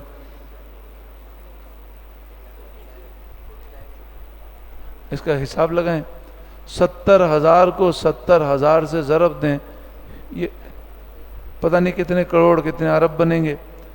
تو حضور نے فرمایا اتنے میری شفاعت سے ایسے افراد جنت میں جائیں گے کہ ان کے نام اعمال میں ایمان کی نیکی کے علاوہ کوئی نیکی نہیں ہوگی. اتنے گناہ گار ہوں گے وہ جنت میں جائیں گے. تو کئی گناہ گار بھی حضور کی شفاعت اور اللہ کی رحمت کے صدقے میں جنت میں جائیں گے. تو یہاں تو بڑی لڑائیاں تھیں، یہ جنت میں چلے گئے، پھر کیا ہوا؟ تو فرمایا اللہ تعالیٰ ان کے سینوں سے کینے کو کھینچ دے گا، یہ آپس میں بھائی بھائی ہوں گے. جنت میں کسی سے کوئی نفرت نہیں ہوگی. الا قیلا سلاما سلاما، ایک دوسرے کو سلام کریں گے، ایک دوسرے سے محبت سے ملیں گے، پھر ملنا بھی بڑا آسان ہوگا. یہاں آپ اور ہم داتا دربار جاتے ہیں، حضور غوث اعظم کے دربار میں جاتے ہیں، سرکار کی بارگاہ میں جاتے ہیں، سید الشہداء کی بارگاہ میں جاتے ہیں، تو ہم دربار تک پہنچتے ہیں. وہاں بیٹھے بیٹھے خیال ہوگا مجھے سید الشہداء سے ملنا ہے تو فوراً تخت اسے وہاں پہنچا دے گا. بیٹھے بیٹھے خیال ہوگا آج داتا صاحب سے ملاقات کرنی ہے، تخت اسے پہنچا دے گا. بیٹھے بیٹھے خیال ہوگا غوث پاک کا جلوہ دیکھنا ہے تو وہ تخت سرکار دو عالم صلی اللہ علیہ وآلہ وسلم کی بارگاہ میں جب جنتی پہنچیں گے کیا وہ لمحات ہوں گے. تو دربار میں حاضر ہوں گے، لیکن اس طرح الا قیلا سلاما سلاما، بس سلام سلام ہوگا. واصحاب الیمین ما اصحاب الیمین. دوسری کیٹیگری کہ وہ گناہ گار ہوں گے لیکن ان کی نیکیاں زیادہ ہوں گی، گناہ کم ہوں گے، نامہ اعمال سیدھے ہاتھ میں ملے گا. واصحاب الیمین، سیدھے ہاتھ والے، داہنے ہاتھ والے. ما اصحاب الیمین، کیسی شان ہے داہنے ہاتھ والوں کی. فی سدر مخدود، ایسے بیر کے درختوں کے نیچے ہوں گے جن میں کانٹے نہیں ہوں گے. یہاں دنیا میں ہر اچھائی کے ساتھ تکلیف ہے، تکلیف ہے نا. زیادہ مرغن غذائیں کھا لیں تو پیٹ بھاری ہو جاتا ہے، یعنی لذت کے ساتھ تکلیفیں بھی ہیں. گلاب کا پھول کتنا خوبصورت ہے لیکن اس کے ساتھ کانٹے بھی ہیں. پھل کھاتے ہیں تو پھل میں بیج بھی نکلتے ہیں اور چھلکے بھی. جنت کے پھلوں کے نہ چھلکے ہوں گے نہ بیج ہوں گے، پورا پورا کھائیں گے. اچھا دنیا میں انجیر کیسے کھاتے ہیں ہم؟ پورا پورا کھا جاتے ہیں نا. حضور نے فرمایا انجیر یہ جنت کے پھل کی یاد دلاتا ہے. انجیر میں بیج ہوتے ہیں لیکن چھوٹے چھوٹے ہوتے ہیں، وہ بھی کھا لیے جاتے ہیں. انجیر ہے اور اس طرح کے بعض پھل ہیں کہ جس میں چھلکا اتارنے کی یا بیج نکالنے کی ضرورت نہیں ہوتی. تو ارشاد فرمایا جنت میں جو درخت ہوں گے، جو پھل ہوں گے، جو پھول ہوں گے، کسی کے ساتھ کانٹے نہیں ہوں گے، پھلوں کے چھلکے پھینکنے والے نہیں ہوں گے، پھلوں میں بیج نہیں ہوں گے. فی سدر مخدود، تو بیر کے درختوں کے سائے میں ہوں گے جو بغیر کانٹوں کے درخت ہوں گے. وطلح مندود، آپ نے میرے خیال سے کیلے کا درخت دیکھا ہوگا، کیلے کا گچھا دیکھا ہے، اس کا سایہ کتنا ہوتا ہے؟ اتنا سا، اس میں بیٹھ سکتے ہیں.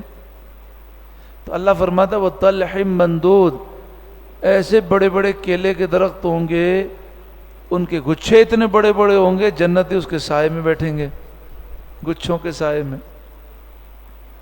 وظل ممدود، درختوں کے سائے ایسے ہوں گے جو ہمیشہ سایہ دیں گے، اور ایک ایک درخت کا سایہ اتنا بڑا ہوگا، جو ابھی آپ سے عرض کیا کہ گھوڑے پر بیٹھ کر کوئی گھوڑے کو دوڑائے، اگر دوڑائے تو دوڑاتا رہے 100 سال تک، پھر بھی سائے سے نہ نکل سکے۔ وہ ماء مسکوب، ایسے پانی ہوں گے جو ہمیشہ جاری رہیں گے۔ وہ فاکہۃ کثیرہ، بہت سے میوے پھل ہوں گے۔ لا مقطوعہ، جو کبھی ختم نہیں ہوں گے، ولا ممنوعہ، اور ان سے روکا نہیں جائے گا۔ دسترخوان پہ کبھی بھی آپ بیٹھ جائیں شادی میں، آئس کریم لیجئے، جی مجھے شوگر ہے، مجھے ڈاکٹر نے منع کی ہے۔ جناب یہ کھائیے، جی مجھے بلڈ پریشر ہائی رہتا ہے، مجھے ڈاکٹر نے نمک سے منع کیا ہے۔ جناب یہ کھائیے، جی مجھے کولیسٹرول ہے۔ جی یہ کھائیے، جی مجھے دل کی بیماری ہے۔ جی مجھے السر ہے، مجھے یہ تکلیف ہے، یہ نہیں کھا سکتا، وہ نہیں۔ تو ڈاکٹر اور دیگر لوگ روکتے ہیں، لیکن جنت میں ایسا نہیں ہوگا، جتنا بھی کھانا ہے کھائیں۔ اچھا کتنا کھا لیں گے دنیا کے اندر؟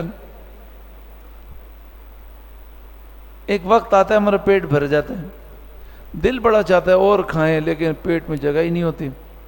جنت میں ایک ایک جنتی کو 100 آدمیوں جتنے کھانے پینے کی طاقت دی جائے گی، اور پیٹ بھاری بھی نہیں ہوگا، اور فوراً وہ ہضم ہو جائے گا۔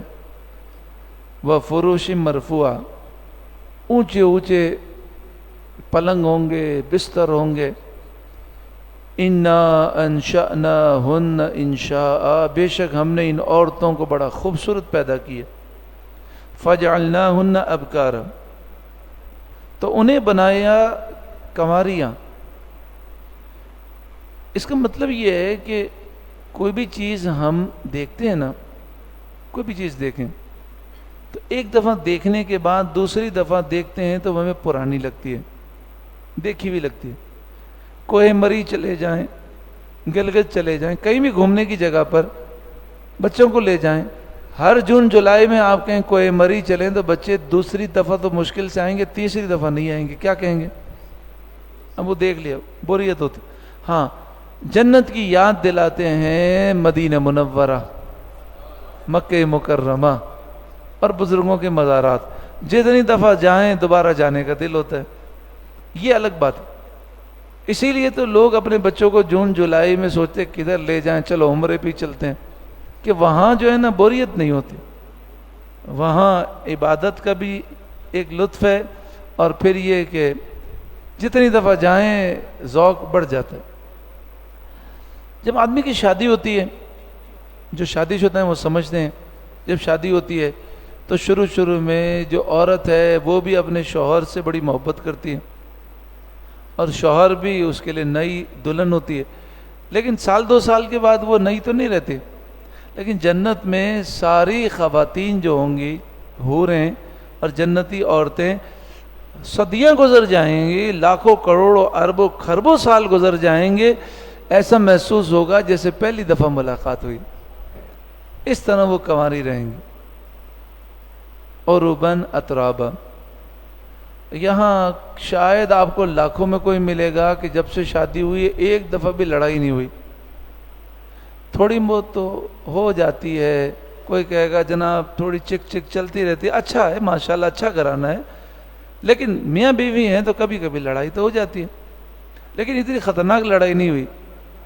مگر جنت میں جنتی عورتیں اپنے شوہر کی ایسی خدمت کریں گی، اور شوہر ان سے اتنی محبت کریں گے کہ کبھی لڑائی نفرت نہیں ہوگی۔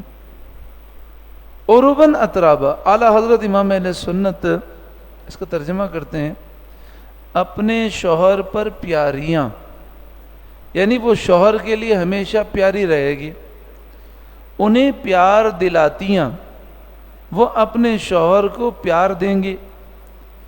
ایک عمر والیاں، عمر ہمیشہ 30 یا 33 سال کی دونوں کی معلوم ہوگی، اور دونوں ہمیشہ جوان رہیں گے، ہمیشہ خوبصورت رہیں گے۔ لِأَصْحَابِ الْيَمِينَ، اچھا وہاں تو بیویاں کتنی ہوں گی؟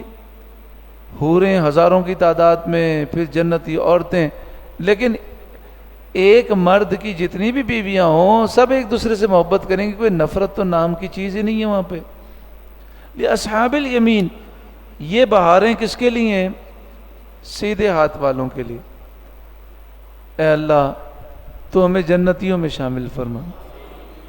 سلۃ من الاولین، اولین پہلے میں سے بھی ایک بڑا گروہ ہوگا، وسلۃ من الآخرین، اور بعد والوں میں بھی بڑا گروہ ہوگا اصحاب یمین میں سے۔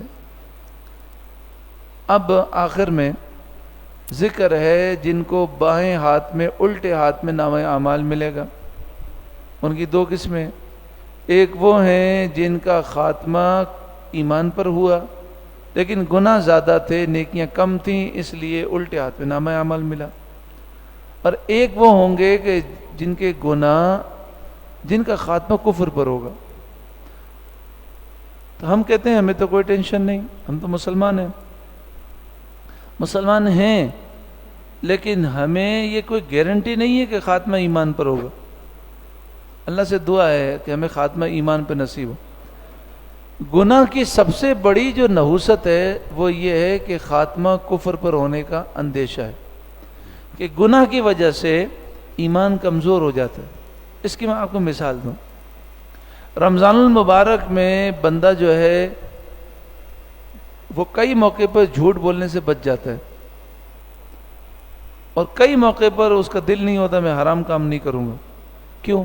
اسی کہ رمضان میں بندہ نیکیاں زیادہ کرتا ہے، گناہ کم کرتا ہے، تو ایمان مضبوط ہو جاتا ہے۔ حج پہ جاتا ہے، عمرے پہ جاتا ہے، تو ایمان کیسا مضبوط ہو جاتا ہے؟ ایک ایک مسئلہ پوچھ رہا ہوتا ہے، مولانا صاحب اس سے دم تو نہیں آ جائے گا، بتائیے احرام کیسے باندھنا ہے، بتائیے یہ کیا کرنا ہے، مجھے سنت کے مطابق حج کرنا ہے، مجھے بتائیے۔ بہت سے لوگ پیدل حج کرتے ہیں، بہت سے لوگ حج قران کرتے ہیں، تو ایمان نیکی کر کے اتنا مضبوط ہو جاتا ہے کہ ہر مشکل کرنے کو تیار ہے۔ لیکن جب وہ فلمیں دیکھتے ہیں، ڈرامے دیکھتے ہیں، میوزیکل پروگراموں میں بد نگاہی، تو آپ دیکھیں ان سے ہر کام کرایا جا سکتا۔ دنیا میں کسی سے بھی کام کرانا ہونا بڑے سے بڑا خطرناک، تو جو دشمنان اسلام ایجنسیاں ہیں نا، خفیہ ایجنسیاں، اس سے دو پہلے کام کراتے ہیں۔ شراب، سب سے پہلے شراب پلاتے ہیں، اور وہ اگر شراب جو ہے پیتا نہیں ہے، منع کرتا ہے، تو دھوکے سے پلاتے ہیں۔ جب وہ شراب کا عادی ہو جاتا ہے پھر زنا کر لیتا ہے۔ بس یہ دو کام ہو جاتے ہیں، اس کا ایمان بالکل کمزور ہو جاتا ہے، پھر اس سے آپ جو کام کرانا چاہیں کرا سکتے ہیں۔ جس نے شراب پی لی پھر وہ زنا بھی کرے گا، جس نے زنا کر لیا اس کے بعد ختم، اب اس کا ایمان کمزور ہو گیا۔ حضور نے فرمایا جب بندہ زنا کرتا ہے تو ایمان انسان کے جسم سے نکل کر اوپر چلا جاتا ہے۔ جب تک وہ زنا کر رہا ہوتا ہے ایمان اس کے جسم سے نکل جاتا ہے، کیونکہ ایمان ایک نور ہے نا۔ پھر جب وہ زنا سے فارغ ہوتا ہے تو ایمان واپس آتا ہے، لیکن اب ایمان کمزور ہو جاتا ہے۔ تو خلاصہ یہ ہوا کہ گناہ جس نے کیے، گناہ کرنے سے ایمان کمزور ہوتا ہے، اللہ ناراض ہو جاتا ہے، تو خاتمہ پھر ایمان پہ نہیں ہوتا، کفر پہ ہوتا ہے۔ اس لیے ہم اللہ کی بارگاہ میں توبہ کرتے، یا اللہ ہمارے گناہ معاف کر اور آئندہ گناہوں سے بچا۔ وَأَصْحَابُ الشِّمَالِ مَا أَصْحَابُ الشِّمَالِ، اور بائیں ہاتھ والے کیا ہی برے عذاب میں، فی سموم و حمیم، سموم جلتی ہوا، اور حمیم گرم کھولتا ہوا پانی۔ آگ گرم، پھر ہوا گرم، پھر گرم کھولتا ہوا پانی۔ وہاں جہنمیوں کو بھوک لگے گی، اور ایسی بھوک لگے گی کہ بھوک کی شدت سے 1000 سال تک چیختے چلاتے رہیں گے۔ پھر ان کو کھانے کے لیے دیا جائے گا وہ کانٹے دار درخت اور کانٹے دار جھاڑیاں، زہریلی، اتنا زہر کہ اگر اس کا ایک قطرہ دنیا کے 7 سمندر میں ملا دیں تو جو پیے مر جائے، اتنا زہریلا۔ وہ پھر بھی کھائیں گے، بھوکے اتنے ہوں گے، کھائیں گے تو کانٹے دار درخت گلے میں پھنس جائے گا، 1000 سال تک تڑپتے رہیں گے۔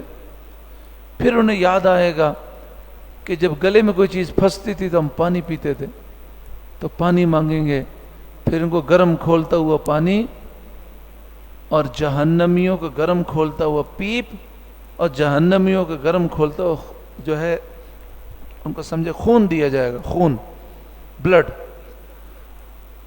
وہ اتنے پیاسے ہوں گے کہ مجبور ہو کر پئیں گے، اور جب پینے کے لیے وہ قریب کریں گے نا، اتنا گرم ہوگا کہ ان کے چہرے کی کھال اور گوشت اس میں جھڑ جائے گا۔ پھر پئیں گے نا تو جسم کے اندر جتنی چیزیں نا، آنتیں، معدہ، سب کٹ کر پچھلے راستے سے نکل جائے گا۔ پھر ان پر گرم کھولتا ہوا پانی ڈالا جائے گا، گرم کھولتا ہوا پیپ خون، تو ان کا جسم، ان کی ہڈیاں سب گل سڑ جائیں گی۔ پھر دوبارہ ان کو اللہ زندہ فرما دے گا، موت تو آنی نہیں ہے، تو یہ گل سڑ کر پھر دوبارہ صحیح ہو جائیں گے۔ جو فجر کی نماز قضا کرنے کا عادی ہوگا، فرشتہ اس کو ہتھوڑا مارے گا، اتنا بڑا ہتھوڑا کہ اگر سارے انسان اور جن مل کر ہلانا چاہیں تو اسے ہلا نہ سکیں۔ جب اس کے سر پہ مارے گا تو سر کچل کے ختم ہو جائے گا۔ کتنی تکلیف ہوگی۔ کسی کے سر پہ چوٹ لگے، درد ہوگا، پھر صحیح ہو جائے، پھر دوبارہ چوٹ لگے، درد ہوگا کہ نہیں ہوگا؟ تو پھر دوبارہ جب صحیح ہو جائے گا پھر دوبارہ چوٹ، اس طرح۔ فی سموم و حمیم، جلتی ہوا میں اور کھولتے پانی میں، وظل من یحموم، اور جلتے دھوئیں کی چھاؤں میں، لا بارد ولا کریم، نہ تو یہ ہوا اور یہ پانی ٹھنڈا بھی نہیں ہوگا اور عزت بھی نہیں دے گا، جہنمی کو ذلیل کرے گا، ذلت ہے ان کے لیے۔ انہم کانوا قبل ذلک مترفین، بے شک وہ اس سے پہلے نعمتوں میں تھے، عیش کر رہے تھے، گناہ کر رہے تھے۔ وَكَانُوا يُصِرُّونَ عَلَى الْحِنْثِ الْعَظِيمِ، اور بڑے گناہ کی ضد رکھتے تھے، مانتے ہی نہیں تھے، بڑے بڑے گناہ کرتے تھے، ضدی تھے۔ وَكَانُوا يَقُولُونَ أَإِذَا مِتْنَا وَكُنَّا تُرَابًا وَعِظَامًا أَإِنَّا لَمَبْعُوثُونَ، اور وہ کہتے تھے جب ہم مر جائیں گے، ہڈیاں ہڈیاں ہو جائیں گے، مٹی ہو جائیں گے، تو کیا ہم ضرور دوبارہ اٹھائے جائیں گے؟ اَوَ آبَاؤُنَا الْأَوَّلُونَ، کیا ہمارے پہلے جو باپ دادا ہیں وہ بھی اٹھائے جائیں گے؟ قُلْ إِنَّ الْأَوَّلِينَ وَالْآخِرِينَ، اے محبوب آپ فرمائیے جو پہلے ہیں جو بعد میں ہیں، لَمَجْمُوعُونَ، سب کے سب اٹھائے جائیں گے، إِلَى مِيقَاتِ يَوْمٍ مَعْلُومٍ، ایک جانے ہوئے دن کی میعاد پر، یعنی قیامت میں جب دوسری سور پھونکی جائے گی تو سب اٹھیں گے۔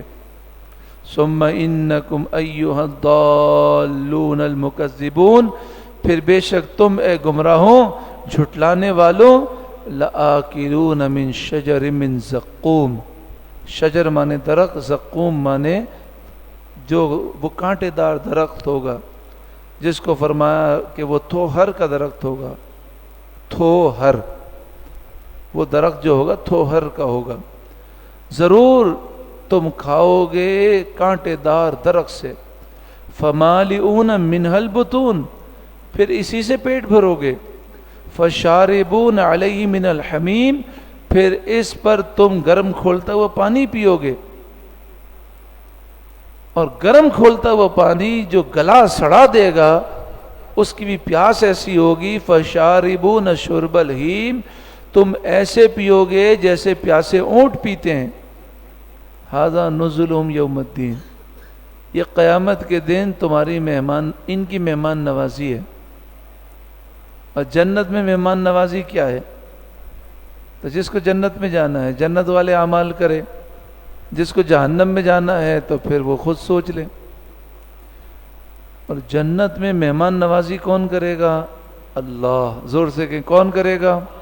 ذرا اور اونچی کہیں۔ بتائیے اگر کوئی سخی ہماری دعوت کرے، اور پچھلی دفعہ اس نے دعوت کی تھی 50 ہمیں ڈشیں کھلائی تھیں، بہت سخی ہے، تو پھر ہم سارے کام چھوڑ کے اس کی دعوت پہ جاتے ہیں، ارے بڑی زبردست دعوت ہے، بڑا سخی ہے، بڑا مالدار ہے۔ بتائیے رب العالمین جس کے خزانے میں کوئی کمی نہیں، جب وہ دعوت کرے گا، سبحان اللہ، جنتیوں کی کیا نعمتیں ہوں گی۔ یہ جتنی جنت کی مثالیں دی گئی سمجھانے کے لیے، جنت ہمارے تصور سے بھی اعلیٰ ہے۔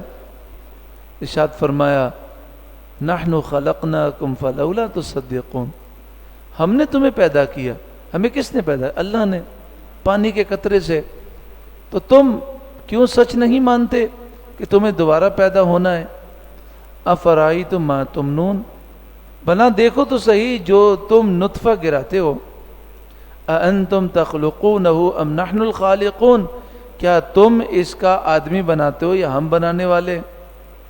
میاں بیوی میں کوئی بیماری نہیں ہے، اللہ نہ چاہے تو اولاد ہو سکتی ہے، جتنا بھی کوشش کر لیں، جس کے نصیب میں بیٹا ہے بیٹا ملے گا، جس کے نصیب میں بیٹی ہے بیٹی ملے گی، اور جس کے نصیب میں بے اولاد رہنا ہے بے اولاد رہے گا۔ اس میں نہ بیوی کا قصور ہے نہ شوہر کا قصور ہے، کسی میں نحوست نہیں ہے۔ ہمارے یہاں تو بیٹیاں ہوں تو لوگ کیا سمجھتے ہیں؟ عورت منحوس ہے، توبہ استغفر اللہ۔ بیٹی کیا عورت نے دی ہے؟ بیٹی کس نے دی؟ اللہ نے دی۔ بیٹیوں سے اتنی نفرت ہے کہ آج بھی اس معاشرے میں اگر دوسری یا تیسری بیٹی ہو جائے لوگ طلاق دے دیتے ہیں، یہ مسائل ہیں۔ تو میں ایسے جاہلوں کو کہتا ہوں کہ تم بیٹی سے اتنی نفرت رکھتے ہو تو تمہاری ماں کون ہے؟ عورت ہے کہ نہیں ہے؟ تمہاری بیوی کون ہے؟ اگر سارے دنیا میں مرد ہوتے تو تم شادی کس سے کرتے؟ اور سارے دنیا میں مرد ہوتے تو تم پیدا کیسے ہوتے؟ تو اچھا پھر عجیب بات ہے، بیٹی کو وہ بیوی کو طلاق دے رہا ہے بیٹیوں کی وجہ سے، ظلم کر رہا ہے کہ بیٹیاں کیوں ہو رہی ہیں، اور یہ ظلم کر رہا ہے اپنی ماں کے کہنے پر، ساس ظالمہ ہے، یا اپنی بہن کے کہنے پر نندے ظالم ہے۔ تو میں کہتا ہوں یہ ساس خود تو عورت ہے اور یہ نندے خود عورت ہیں، عورت ہو کر عورت پہ ظلم کر رہے ہیں۔ تو اگر ان کو اتنا ہی پسند نہیں ہے تو پھر یہ بھی مر جاتی، دنیا میں ہوتی ہی نہیں، تو پھر بتائیے کہ یہ لڑکا کیسے پیدا ہوتا؟ خود عورت ہو کر عورت سے نفرت، تو یہ کسی کے اختیار میں تھوڑی ہے، اللہ جس کے نصیب میں جو رکھے۔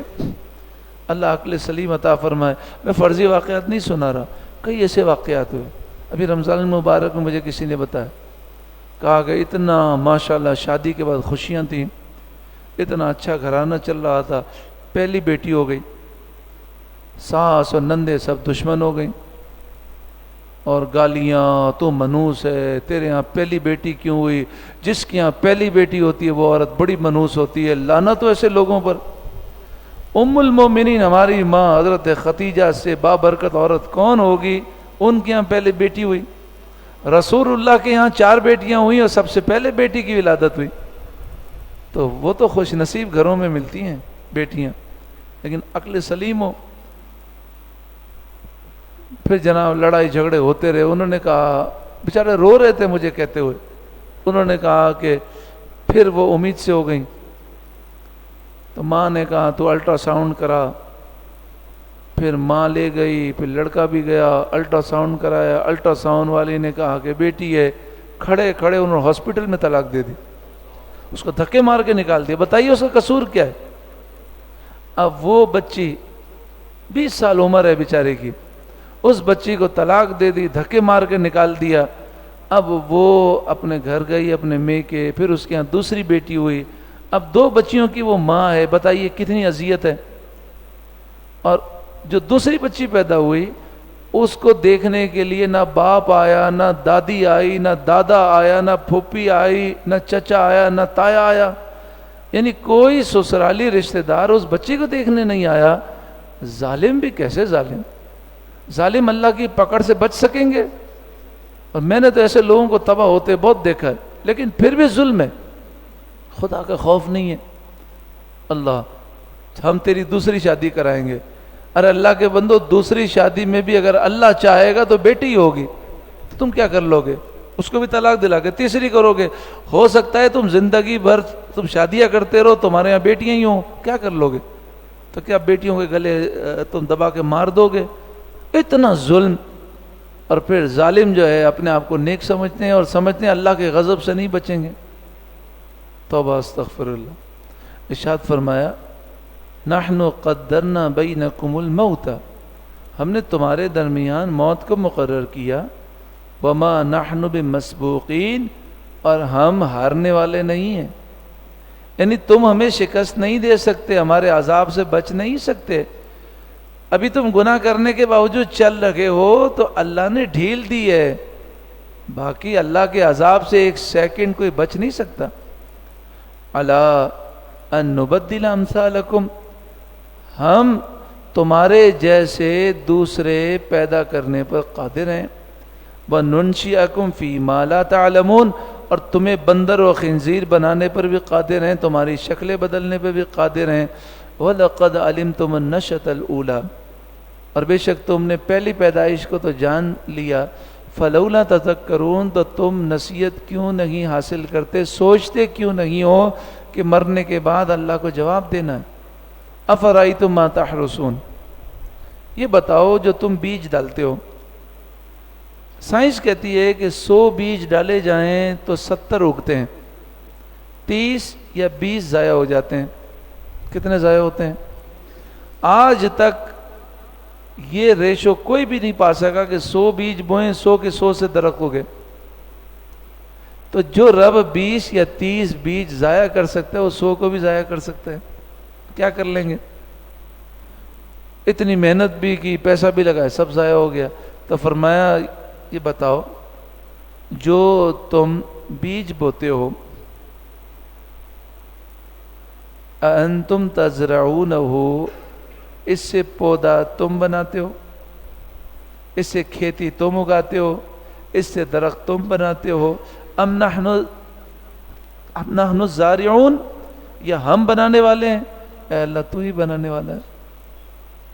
لو نشاء لجعلناہ حطاما، اگر ہم چاہیں تو انہیں ریزہ ریزہ کر دیں. اچھا جب نقصان ہو جاتا ہے تو ہم کیا کرتے ہیں؟ یہ ہو گیا، اصل میں کورونا آ گیا نا، مہنگائی بہت بڑھ گئی، کورونا آ گیا نا، کاروبار تباہ ہو گئے. یہ کوئی نہیں کہتا کہ ہمارے گناہوں کی وجہ سے کورونا آیا اور پھر نحوست یہ ہمیں ہوئی ملی، یہ کوئی نہیں کہتا. زمین میں وہ پلیٹیں ہوتی ہیں نا 120 کلومیٹر نیچے، وہ ہل گئیں تو زلزلہ آ گیا. یہ کوئی نہیں کہتا کہ جب زمین پہ گناہ ہوئے تو زمین ہل گئی. تو فرمایا فَظَلْتُمْ تَفَكَّهُونَ، پھر تم باتیں بناتے رہ جاؤ کہ 100 لاکھ بیج ڈالے تھے، لاکھوں کے لاکھ ضائع ہو گئے، پتہ نہیں کیا ہو گیا. اصل میں کھیت کا مسئلہ تھا، اصل میں کھاد کا مسئلہ تھا، اصل میں پانی کا مسئلہ تھا. اِنَّا لَمُغْرَمُونَ، بے شک ہم پر تو جرمانہ پڑا. بل نحن محرومون، بلکہ ہم تو بڑے بد نصیب رہے. افرأیتم الماء الذی تشربون، ذرا بتاؤ تو صحیح جو تم پانی پیتے ہو، یہ آسمان سے بارش کون برساتا ہے؟ اگر اللہ بند کر دے تو سائنس کدھر جاتی ہے؟ کچھ نہیں کر سکتی. سائنسدان کہتے ہیں جناب کراچی میں پورا مہینہ بارش نہیں ہوگی، اللہ چاہے تو ابھی ہو جائے. تو یہ اللہ کی مرضی ہے. اَأَنْتُمْ أَنزَلْتُمُوهُ مِنَ الْمُزْنِ، کیا تم بادل سے پانی تم اتارتے ہو؟ ام نحن المنزلون، یا ہم اتارنے والے ہیں؟ زور سے کہیے مالک تو ہی اتارنے والا. آج حضرت مولا کائنات مولا علی کی رات ہے، آپ جو سورہ واقعہ پڑھتے تو کہتے ہیں مالک تو ہی اتارنے والا ہے. ہمارے بس میں تو کچھ بھی نہیں ہے، ہم تو قدم نہیں اٹھا سکتے. کیا آدمی کو بیٹھے بیٹھے اچانک فالج نہیں ہوتا؟ پھر قدم اٹھا سکتا ہے؟ کیا اچانک بیٹھے بیٹھے آدمی مر نہیں جاتا؟ تو ہم قدم بھی اٹھا رہے ہیں تو اللہ کی مشیت ہے، اس کا فضل ہے. لو نشاء جعلناہ اجاجا فلولا تشکرون، ہم چاہیں تو اسے کھارا کر دیں، نمکین پانی اوپر سے اترے، دریا، چشمے، کنویں، ٹیوب ویل، نہریں سب نمکین ہو جائیں، پھر کیا کریں گے؟ پھر کیا کریں گے؟ تو لوگ کہیں گے ہم مشینوں سے اسے فلٹر کر لیں گے. کیا کہیں گے؟ ہم مشینوں سے فلٹر کر لیں گے. جب رب کا غضب ہوتا ہے نا پھر کوئی چیز چلتی نہیں ہے. کام اس وقت تک آدمی کی سائنس اس وقت تک چلتی ہے جب رب کا فضل ہو. جب رب کا عذاب آئے تو پھر سائنس سب فیل ہو جاتی ہے، پھر کوئی اور مشینوں میں خرابی ہو جائے گی. افرأیتم النار التی تورون فلولا تشکرون، پھر وہ شکر کیوں نہیں کرتے؟ آپ کا تو مجمع کم ہے، 10 لاکھ آدمی ہوں اور آپ 10 لاکھ مسلمانوں سے کہیں جو ناشکر ہے وہ کھڑا ہو جائے، تو ہر کوئی کہے گا الحمدللہ میں نے کبھی ناشکری نہیں کی، میں شکر گزار ہوں۔ ہم ناشکری تھوڑی کرتے ہیں۔ اصل میں ناشکری کا مفہوم لوگوں نے سمجھا نہیں۔ اب بتائیے کوئی آپ پر احسان کرے اور آپ اس کا کہنا نہ مانیں، یہ احسان فراموشی ہے کہ نہیں ہے؟ ناشکری کا مطلب ہے نافرمانی۔ کیا مطلب ہے؟ جس رب کا کھاتے ہیں، جس رب نے پیدا کیا، جس رب نے ساری نعمتیں دیں، اس کو چھوڑ کر اس کے دشمن شیطان کا کہنا ماننا، یہ ناشکری ہے۔ یا اللہ ہمیں ناشکری سے بچا، یا اللہ ہمیں تیری فرمانبرداری کی توفیق دے۔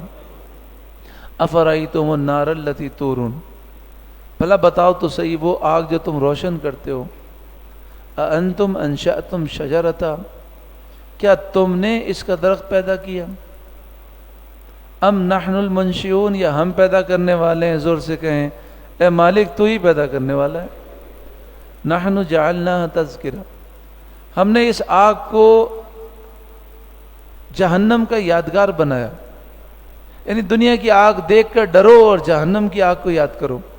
ومتاعا للمقوین، اور جنگل میں جو مسافر ہیں ان کے فائدے کے لیے آگ بنائی، کہ اس زمانے میں ایسے درخت تھے کہ ان کی ٹہنیوں کو اگر آپ توڑیں آپس میں رگڑیں تو اس سے آگ پیدا ہوتی تھی۔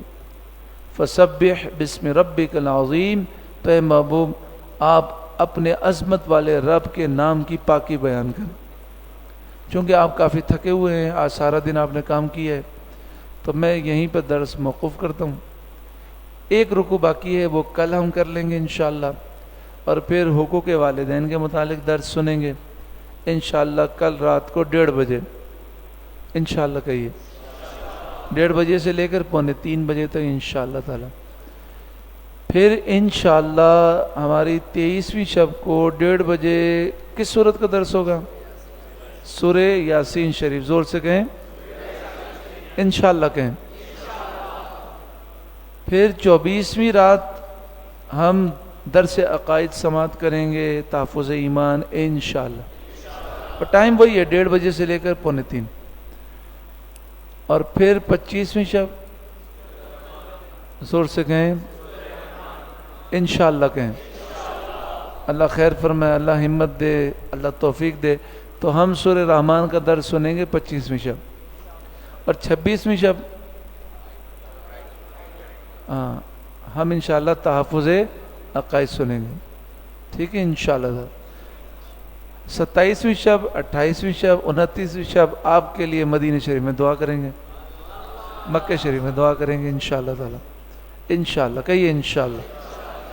تو ہم آپ کو دعوت دینی ہے، آپ کو دعوت دینی ہے خاص طور پر 23ویں شب۔ آپ کہیں کہ بھئی 1:30 بجے آپ آئیں، آپ کوئی بھی عزیز ملنے ہیں اس کو دعوت دیں۔ 23ویں شب سورہ یاسین شریف کا درس ہے، 25ویں شب سورہ رحمان کا درس ہے، تو آپ کو 23ویں اور 25ویں شب کی دعوت دینی ہے، اور ان سے کہے کہ آپ جو ہے 1:30 بجے سے پہلے آ جائیں، انشاءاللہ ان صورتوں کا درس ہوگا۔ اللہ رب العالمین درس میں جو غلطیاں ہوئی ہوں اللہ تعالیٰ معاف فرمائے، اور جو میں نے کہا اللہ مجھے بھی قول و فعل کے تضاد سے بچائے، جو کلمات زبان سے نکلے مجھے بھی اللہ عمل کی توفیق دے، آپ کو بھی عمل کی توفیق دے، اور اللہ تعالیٰ اپنا اور اپنے حبیب کا قرب عطا فرمائے، اللہ اپنی رضا عطا فرمائے، اور ہمیں نیک اعمال، ایسے نیک اعمال کی توفیق دے جو قبول ہو جائیں۔ یہ ضرور دعا کرنی ہے۔ حضرت ابراہیم علیہ السلام نے خانہ کعبہ کی تعمیر کی تو کیا کہا؟ ربنا تقبل منا، اے ہمارے رب اس عبادت کو، اس خدمت کو ہم سے قبول فرما۔ تو ہر عمل میں ہم یہ دعا کریں یا اللہ اس عمل کو قبول فرما۔ دوسری بات، حضرت یوسف علیہ السلام ہو، حضرت سلیمان علیہ السلام ہو، ان کی دعائیں ہیں، انہوں نے یہ دعا کی یا اللہ مجھے ایسے عمل کی توفیق دے جس سے تو راضی ہو جائے۔ تو یہ دعا کرنی ہے کہ یا اللہ ہمیں ایسے اچھے اعمال کی توفیق دے کہ تو بھی راضی ہو جائے، تیرے محبوب بھی راضی ہو جائے۔ بسم اللہ الرحمن الرحیم، الحمد للہ رب العالمین، والصلاة والسلام على سيد المرسلين اللهم إنك عفو تحب العفو فاعف عنا يا غفور يا غفور يا غفور اللهم ربنا آتنا في الدنيا حسنة وفي الآخرة حسنة وقنا عذاب النار.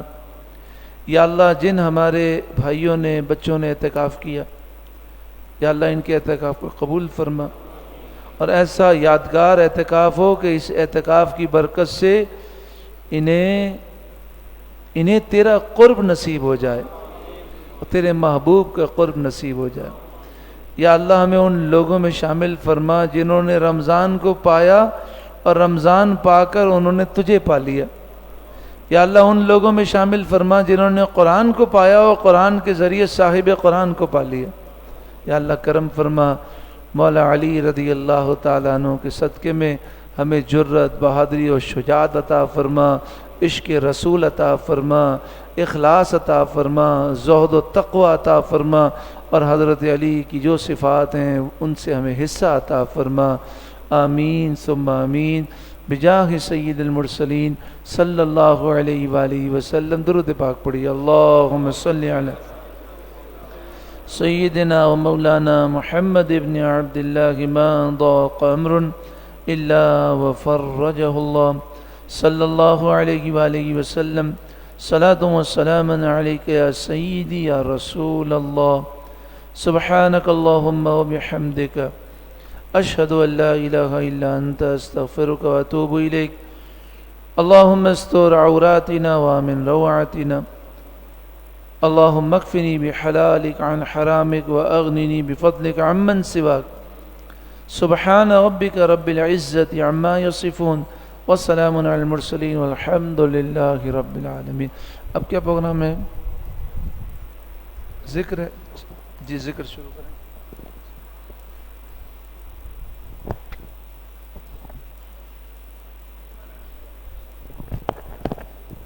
تمام بھائی تشریف رکھیں.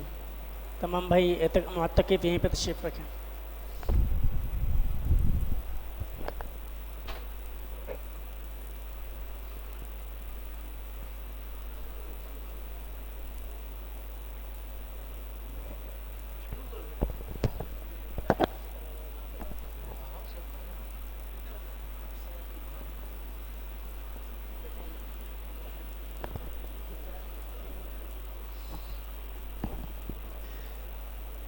صلی اللہ علیک یا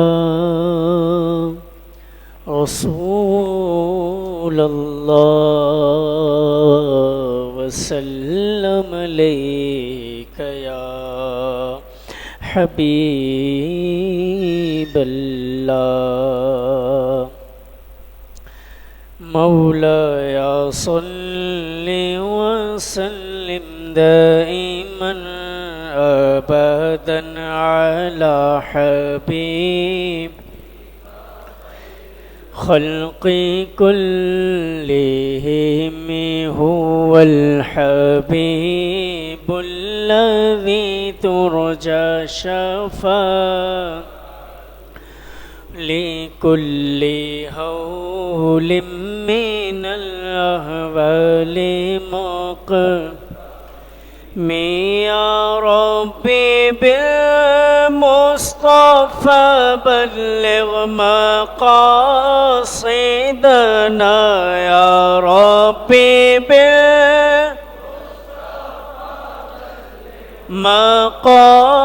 مقاصدنا واغفر لنا ما مضى يا واسع الكرم. مولاي صل دائما أبدا على حبيب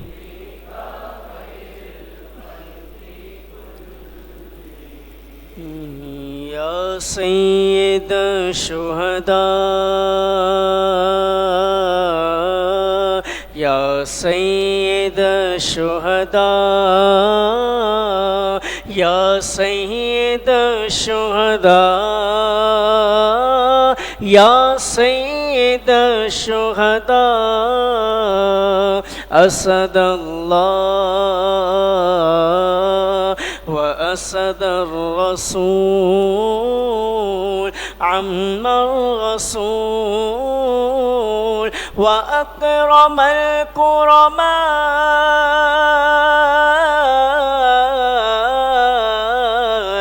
سيد الشهداء الله الله الله الله الله الله الله الله الله الله يا فاعل الخيرات والحسنات يا ابن الكرام سادة النبلاء يا من يشفع عند حضرة طه اشفع لنا يا أوجه الشفعاء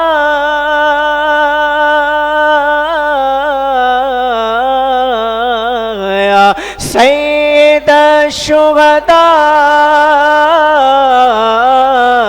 نظر کرم کر دیجئے یا سید الشہداء اللہ اللہ اللہ اللہ اللہ اللہ اللہ اللہ اللہ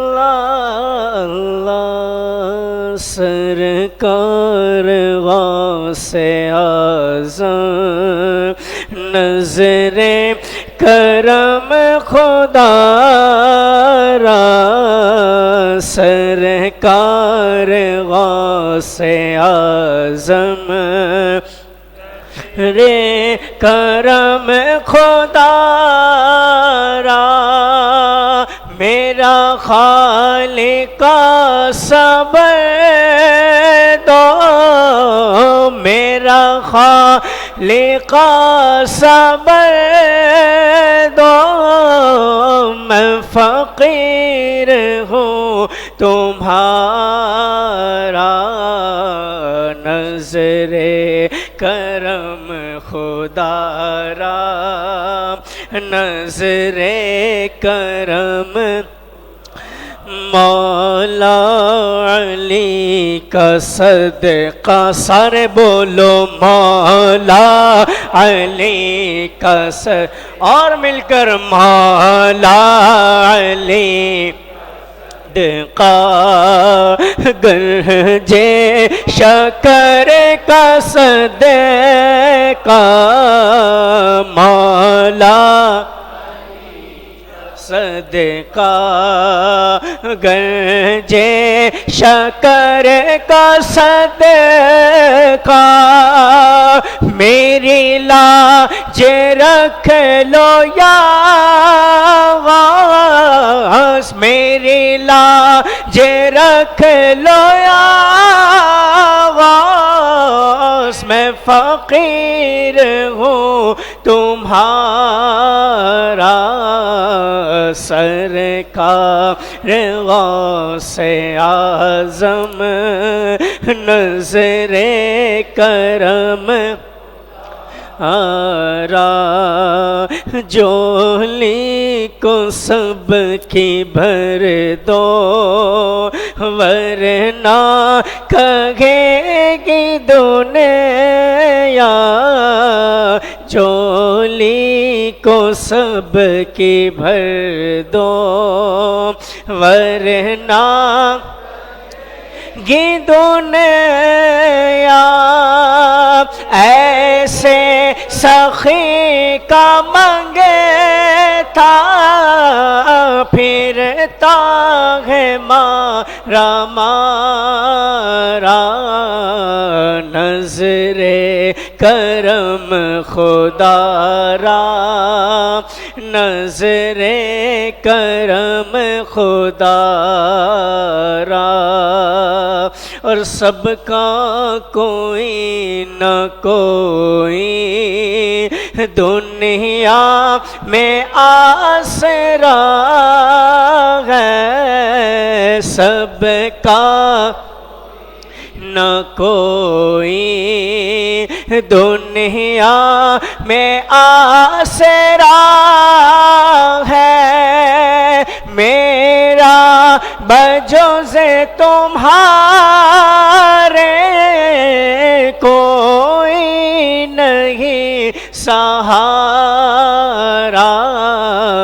نظر کرم خدا را، نظر کرم تمہارا، اور یہ تیرا کرم ہے یا غار، جو بلا لیا ہے در پر، یہ تیرا کرم ہے یا غار، جو بنا لیا گے اپنا، کہاں روسیا فریدی،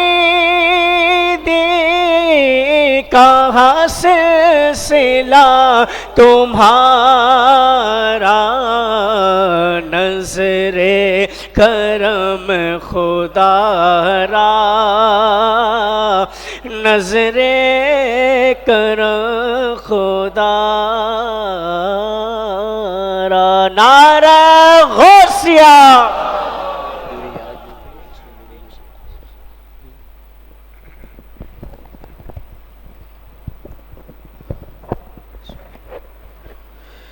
مولا علی مولا مولا علی مولا مولا علی مولا مولا علی مولا مولا علی مولا مولا علی مولا مولا علی مولا مولا علی مولا مولا علی مولا مولا علی مولا،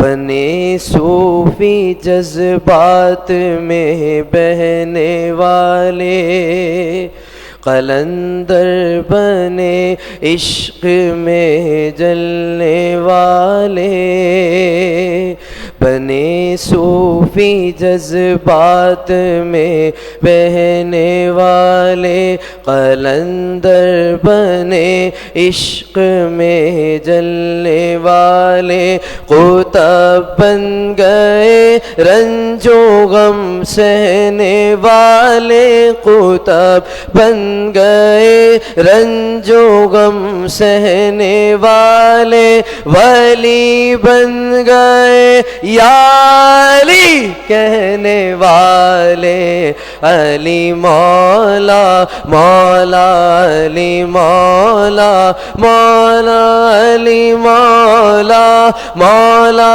علی مولا مولا علی مولا مولا علی مولا، یا فتح اللہ علی یا سیف اللہ ذوالفقار، مولا علی مولا مولا علی مولا مولا علی مولا مولا علی مولا مولا علی مولا مولا علی مولا، بنے صوفی جذبات میں بہنے والے، بنے صوفی جذبات میں بہنے والے، قلندر بنے عشق میں جلنے والے، قلندر بنے عشق میں جلنے والے،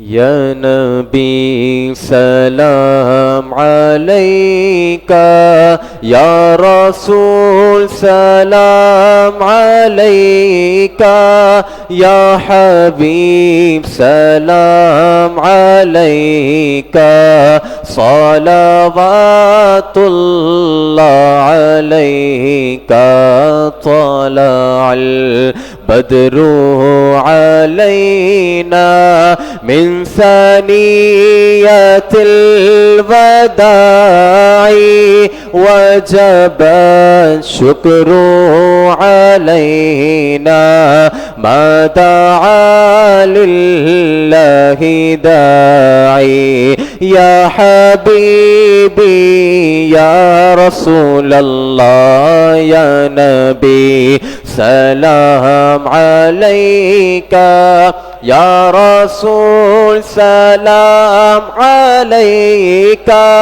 یا حبیب سلام علیکہ صلوات اللہ علیہ لبیک لبیک لبیک یا رسول اللہ لبیک لبیک لبیک یا رسول اللہ لبیک لبیک لبیک یا رسول اللہ لبیک لبیک لبیک یا رسول اللہ تاجدار ختم نبوت زندہ باد تاجدار ختم نبوت من سب نبیا نعرہ حیدری نعرہ غوثیہ. ابھی انشاءاللہ عز و جل سحری کا وقفہ ہے، تو تمام احباب سے گزارش ہے کہ وہ نیچے بیسمنٹ